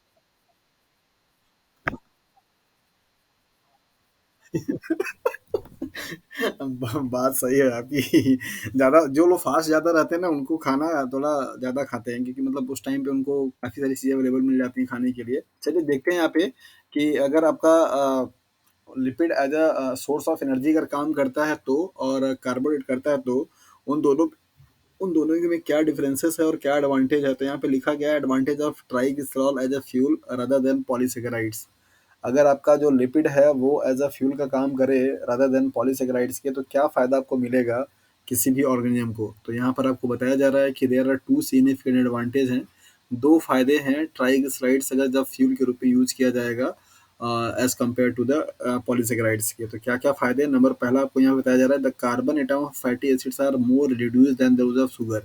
शुगर में मीन्स कार्बोहाइड्रेट में जो कार्बन पाया जा रहा है, उसके कंपेरिजन में फैटी एसिड में जो पाए जाने वाले कार्बन होते हैं वो ज़्यादा रिड्यूस्ड फॉर्म में होते हैं। तो जब रिड्यूस्ड फॉर्म में होगा तो उनको ऑक्सीडेशन करने के बाद एनर्जी क्या होगी, ज़्यादा निकलेगी। That is why oxidation of triglycerides yields more than twice as much energy. तो कार्बोहाइड्रेट के कंपेरिजन में लिपिड के मॉलिक्यूल का ऑक्सीडेशन होने से निकलने वाली जो एनर्जी होती है, उसकी वैल्यू क्या होती है, ट्वाइस से ज़्यादा होती है, लगभग 2.5। मतलब अगर 1 ग्राम ग्लूकोज से अगर आपको 10 किलो जूल की एनर्जी मिलती है, तो 1 ग्राम अगर आप लिक्विड खाते हैं तो आपको कम से कम 25 किलो जूल की एनर्जी मिलेगी। इतना फर्क होता है। राइट, तो इस तरीके से आपको पहला फायदा ये बताया गया कि जो ये आपसे रीजन, ये वाला पॉइंट है ना, ये आपसे सवाल में एग्जाम में पूछा जा चुका है कि फैटी एसिड का जो एनर्जी होता है ऑक्सीडेशन करने के बाद वो ज़्यादा होता है बिकॉज ऑफ वॉट। तो ये वाले स्टेटमेंट आपको बताने पड़ते हैं। कार्बन जो होता है वो ज़्यादा रिड्यूस फॉर्म में होता है, और रिड्यूस फॉर्म में होगा तो उसको ऑक्सीडाइज करने के बाद एनर्जी जो है ज़्यादा रिलीज होती है। दैट इज़ वाई कार्बोहाइड्रेट के कंपेरिजन में लिपिड मॉलिक्यूल्स की एनर्जी क्या है, ज़्यादा होती है। दूसरा फ़ायदा ये होता है कि triglycerides are hydrophobic in nature. जो आपके फैट्स होते हैं वो क्या होते हैं, हाइड्रोफोबिक होते हैं। एंड दे आर फॉर अनहाइड्रेटेड, तो वहाँ पे मतलब वो क्या होते हैं, अनहाइड्रेटेड मतलब वाटर के साथ पे नहीं रहते हैं। The organism that carry fat as a fuel does not have to carry the extra weight of the water of hydration that is associated with the stored polysaccharides। जिस किसी भी ऑर्गेनिज्म में फैट एज अ स्टोरेज का काम करेगा as a energy का, उनको उस मॉलिक्यूल्स को हाइड्रोलिसिस कराने के लिए वाटर की रिक्वायरमेंट नहीं होती है। तो एक्स्ट्रा जो आपका वेट होता है वाटर का, उसे कैरी आउट करने की जरूरत नहीं होती है। जबकि जिन जिन किसी भी ऑर्गेनिज्म में कार्बोहाइड्रेट या पॉलीसेकेराइड जैसे लाइक स्टार्च है या फिर ग्लाइकोजन है, जो कि स्टोर्स फॉर्म ऑफ एनर्जी का काम करता है, उनको हाइड्रोलिसिस करने के लिए वाटर की रिक्वायरमेंट होती है, तो वहाँ पे extra weight of water carry out करना पड़ता है। तो ये एडवांटेज है आपके लिपिड का, है ना? तो लिपिड के दो एडवांटेज हैं over carbohydrate to act as a fuel, that is one is the high oxidation state energy या oxidation energy, and second one is the no need of water.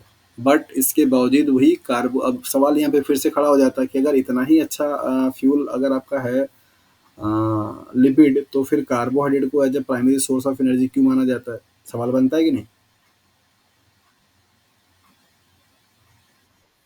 बनता है ना? तो जरा इसे सवाल जो बन रहा है इसको थोड़ा बिगाड़ने की कोशिश कीजिए आप लोग। बहुत कार्बोहाइड्रेट पढ़ लिया आप लोगों ने, सारा का सारा कार्बोहाइड्रेट पढ़ा दिया। तो जरा बताने की कोशिश कीजिए कि ऐसा क्यों, कि अगर ये दो एडवांटेज हैं लिपिड के, उसके बावजूद बावजूद भी पॉलीसेकेराइड्स को मतलब कि कार्बोहाइड्रेट को as a source of energy use किया जाता है रादर देन लिपिड मॉलिक्यूल्स को, ऐसा क्यों?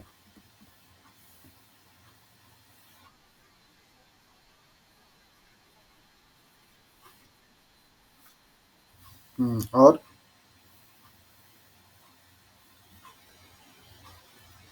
बताइए।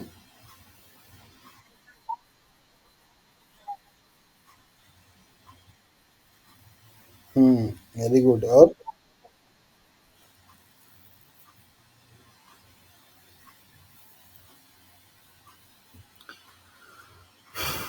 चलिए,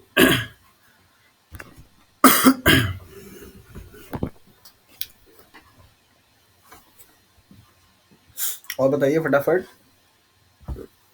टाइम ज़्यादा हो रहा है।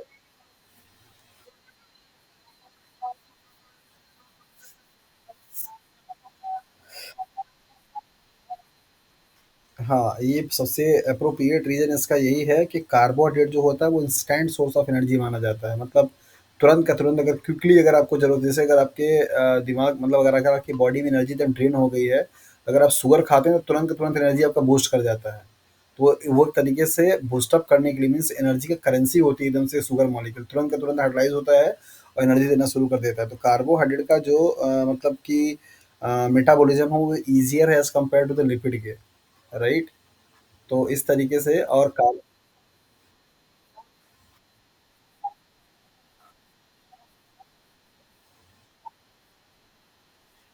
नहीं, नहीं, इसको हाँ, हाँ, कार्बोहाइड्रेट को इसलिए आप अच्छे तरीके से प्राइमरी सोर्स ऑफ एनर्जी के रूप में यूज़ करते हैं क्योंकि उसका मेटाबॉलिज़्म ईज़ियर है और वो इंस्टेंट सोर्स ऑफ एनर्जी होता है। लिपिड का मेटाबॉलिज़्म ज़्यादा टफ़र है और वो इंस्टेंट सोर्स ऑफ एनर्जी नहीं होता है, उसको एनर्जी देने के लिए टाइम की ज़रूरत होती है, टाइम लगता है। दूसरा, कार्बो जी हाँ, अरे जितने भी लोग मतलब कि जैसे लो बीपी के पेशेंट्स जो होते हैं या लो शुगर के जो पेशेंट्स होते हैं, जब भी उनका कभी शुगर जो है एकदम ड्रॉप डाउन हो जाता है तो तुरंत उनको छेना या गुड़ या फिर मिठाई खिलाई जाती है ना? क्योंकि वो तुरंत का तुरंत ब्लड में जाकर के सप्लाई करना शुरू करता है ग्लूकोज के लेवल को। और दूसरा ये है कि आपकी बॉडी का 70% जो पार्ट है वो वाटर वाला कंडीशन है। तो पॉलीसेकेराइड्स को स्टोर करना ज़्यादा ईज़ियर है as compare to the lipid के। कहाँ आपकी बॉडी में ऐसा पार्ट बनेगा जहाँ वाटर ना हो? जबकि आपको पता है कि आपकी पूरे बॉडी के वेट का 70 टू 75% वाटर है। तो पॉलीसेकेराइड्स को मीन्स कार्बोहाइड्रेट को स्टोर करना ईज़ियर है as compare to the lipid के। तीसरा कारण ये है कि लिपिड अगर आपकी बॉडी में स्टोर होना शुरू हो जाएगा, तो उसका डिसएडवांटेज है वो ओबेसिटी कॉज़ करता है, जो कि आपके आपकी बॉडी का जो शेप है, जो आपका वो है, वो डिस्टर्ब हो जाता है और आप उसमें अनहेल्दी कंडीशन में काउंट किए जाते हैं। तो अगर लिपिड एज अ स्टोर्ड मतलब as a source of energy अगर काउंट किया जाएगा तो वो स्टोर होगा, और अगर वो स्टोर होगा तो आप ओबेसिटी के पेशेंट हो जाएंगे, और ओबेसिटी अगर आपको हो जाती है तो आपको बहुत सारी बीमारियां आ जाती हैं, लाइक एज हार्ट अटैक का हो जाना, ब्लड प्रेशर का हो जाना, राइट? ये सारी समस्याएं होती हैं। तो ये सारे पॉइंट्स हैं जिसके बेसिस पे सिर्फ लिपिड के पास पॉजिटिव पॉइंट यही है कि वो उसकी ज़्यादा एनर्जी निकलती है, लेकिन उसके डिसएडवांटेज बहुत ज़्यादा हैं। पॉलीसेकेराइड्स का फ़ायदा बहुत ज़्यादा है, ये बात अलग है कि हाँ, उसकी एनर्जी वैल्यू थोड़ी कम है, ठीक है? कार्बोहाइड्रेट के लिए फ़ायदा क्या-क्या है? पहला कि वो आपका वाटर सॉल्युबल होता है, तो आपकी बॉडी का 70 टू 75% वाटर है। तो उसको वो सूटेबल कंडीशन मिलता है स्टोर करने के लिए। मतलब स्टोर करना उसको ज़्यादा ईजिली है। दूसरा, अगर आप लिपिड को ज़्यादा मात्रा में स्टोर करेंगे तो पेशेंट मतलब वो जो कैंडिडेट होगा वो ओबेसिटी का पेशेंट बन जाएगा, जो कि इस हेल्थ के लिए ठीक नहीं है। समझ आया?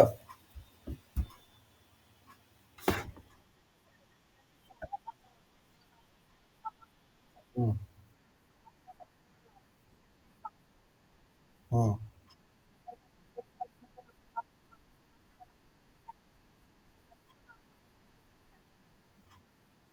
हाँ, बिल्कुल। आपके पास अपनी जो चीज़ है, मतलब जो कार्बोहाइड्रेट है, वो आपकी अपनी है और वो तुरंत के तुरंत ईज़िली एक्सेस कर लेंगे आप। दूसरे की चीज़ को लेने के लिए आपको परमिशन चाहिए होगा, आपको एफर्ट लगानी पड़ेगी, एनर्जी कंज़्यूम करना पड़ेगा।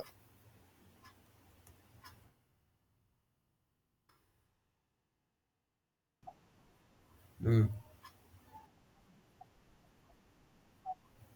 बन सकता है। कीटोन। हाँ, हाँ, बोलिए। हाँ, मोस्ट ऑफ द टाइम पे।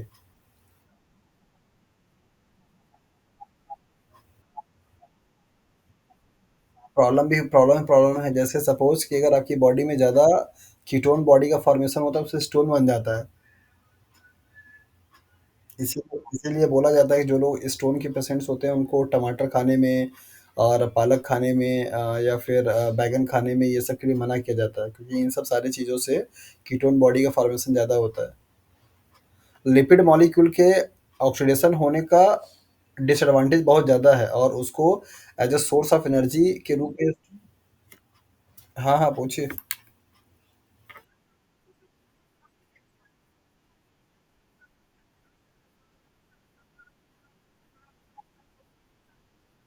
बिल्कुल। आप जब ध्यान दीजिए कि जब जिस दिन आपकी फास्टिंग होती है, उसके बाद जब आप खाना खाते हैं तो आपके आपका जो कंडीशन है वो बहुत नॉर्मल नहीं रहता है। खाली पेट आपका ज़्यादा एसिडिटी होती है। ये बात अलग है। ये बात अलग है कि खा करके भी एसिडिटी हो जाती है। अच्छा, ओके। ऐसा है तो फिर आपको कुछ उपचार करना चाहिए, उसके लिए बहुत अच्छे-अच्छे तरीके होते हैं, आप उसको करके अपनी इन चीज़ों को सॉल्व आउट कर सकते हैं।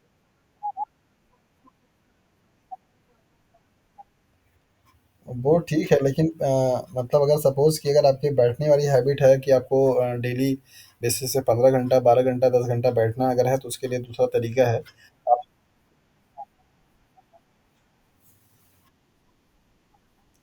तो कम से कम 3 लीटर गर्म पानी पीजिए डेली बेसिस पे, आपका प्रॉब्लम सॉल्व हो जाएगा। सुबह-सुबह उठ करके पहले आप गर्म पानी पीजिए और डे टाइम पे गर्म पानी पीजिए, नाइट टाइम पे सोने टाइम पे गर्म पानी, ठंडा पानी पीना बंद कर दीजिए। इलेक्ट्रिक केटल लग।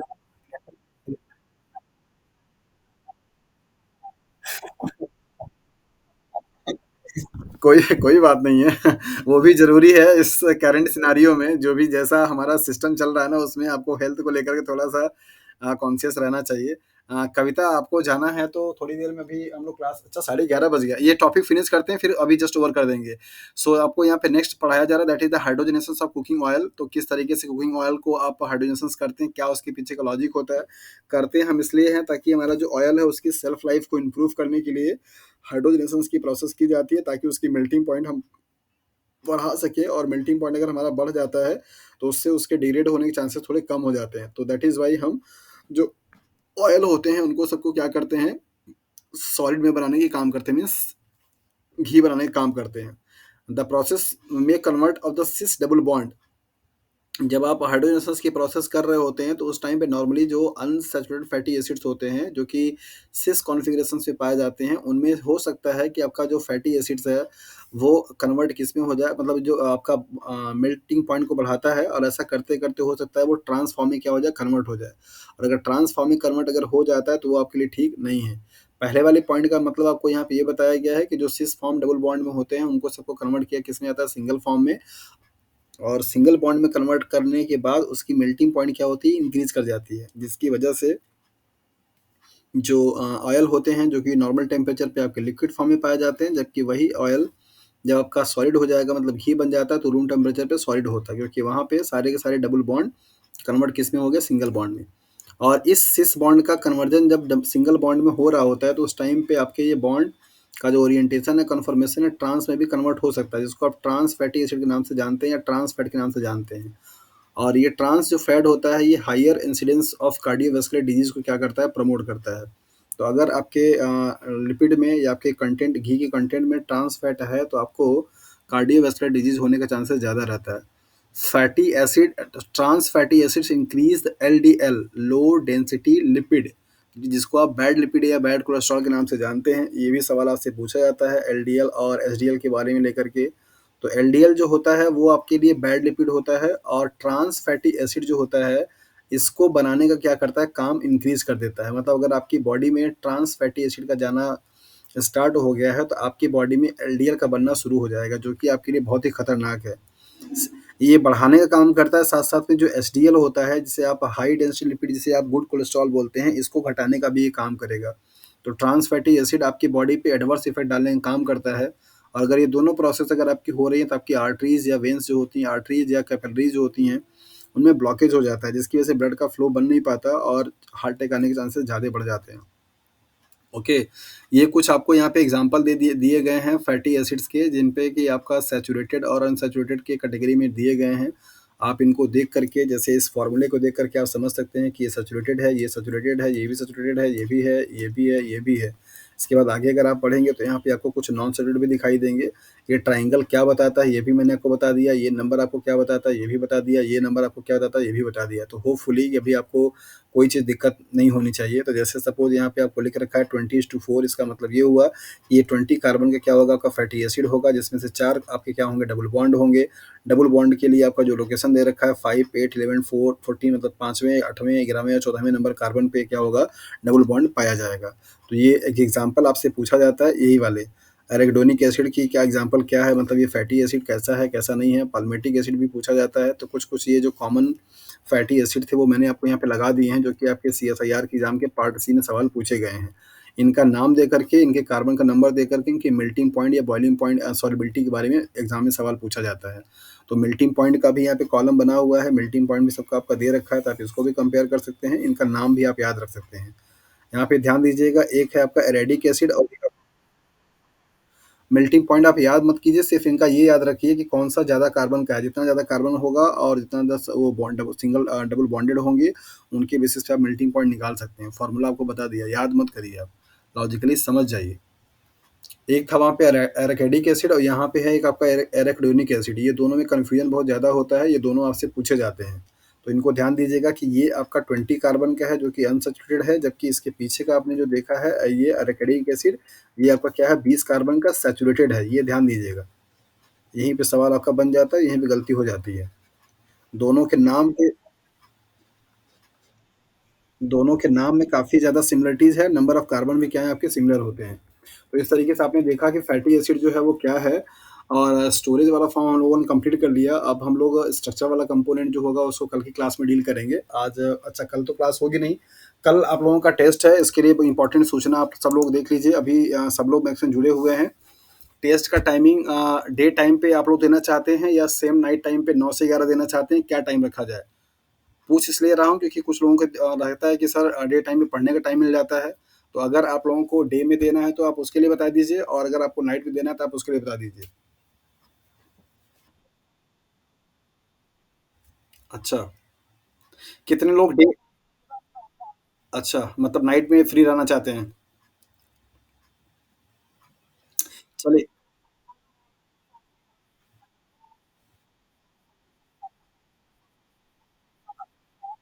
अच्छा ओके, तो मेरे ख्याल से डे टाइम सबके लिए ठीक रहेगा। तो डे टाइम में मैं 2 से 4 रख दूँ टेस्ट?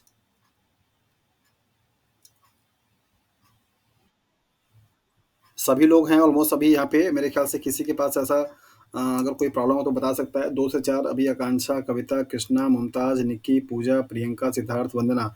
अर्चना नहीं है, उनको मेरे ख्याल से कहीं ड्यूटी उनकी लगी हुई है, तो वो ट्रैवल में ही रह रही हैं आजकल। तो पता नहीं वो टेस्ट दे देंगी, नहीं देंगी।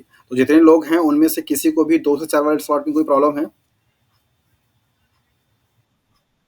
हुँ।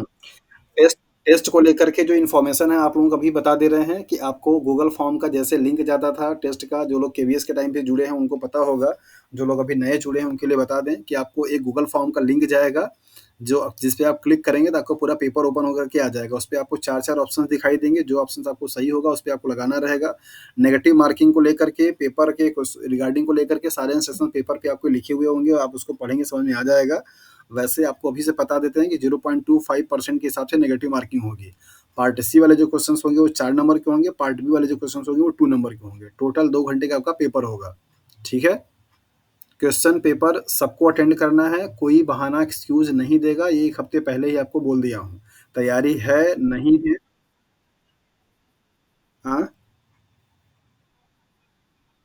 हाँ, हिंदी में भी चाहिए क्या?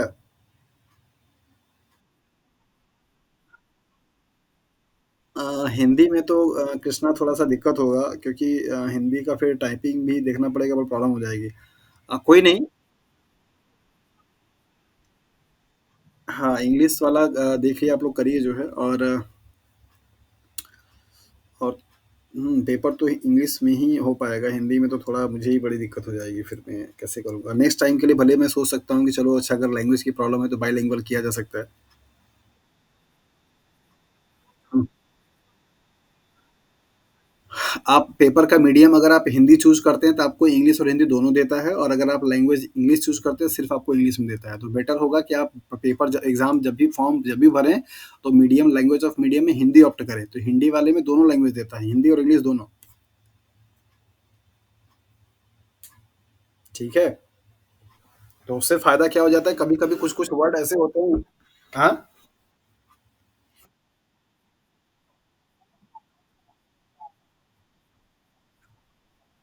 हुँ। अच्छा, ऑनलाइन में हो सकता है दोनों फैसिलिटी दी हुई हो, तो फिर कोई प्रॉब्लम नहीं है। वैसे लैंग्वेज पूछता है, पहले जब पहले ऑफलाइन होता था, हम लोगों के टाइम पे, तो वहाँ पे ऑप्शन यही रहता था कि जब आप अगर हिंदी लैंग्वेज चूज़ करते तो आपको पेपर बाइलिंगुअल मिलता था, और अगर आप लैंग्वेज इंग्लिश चूज़।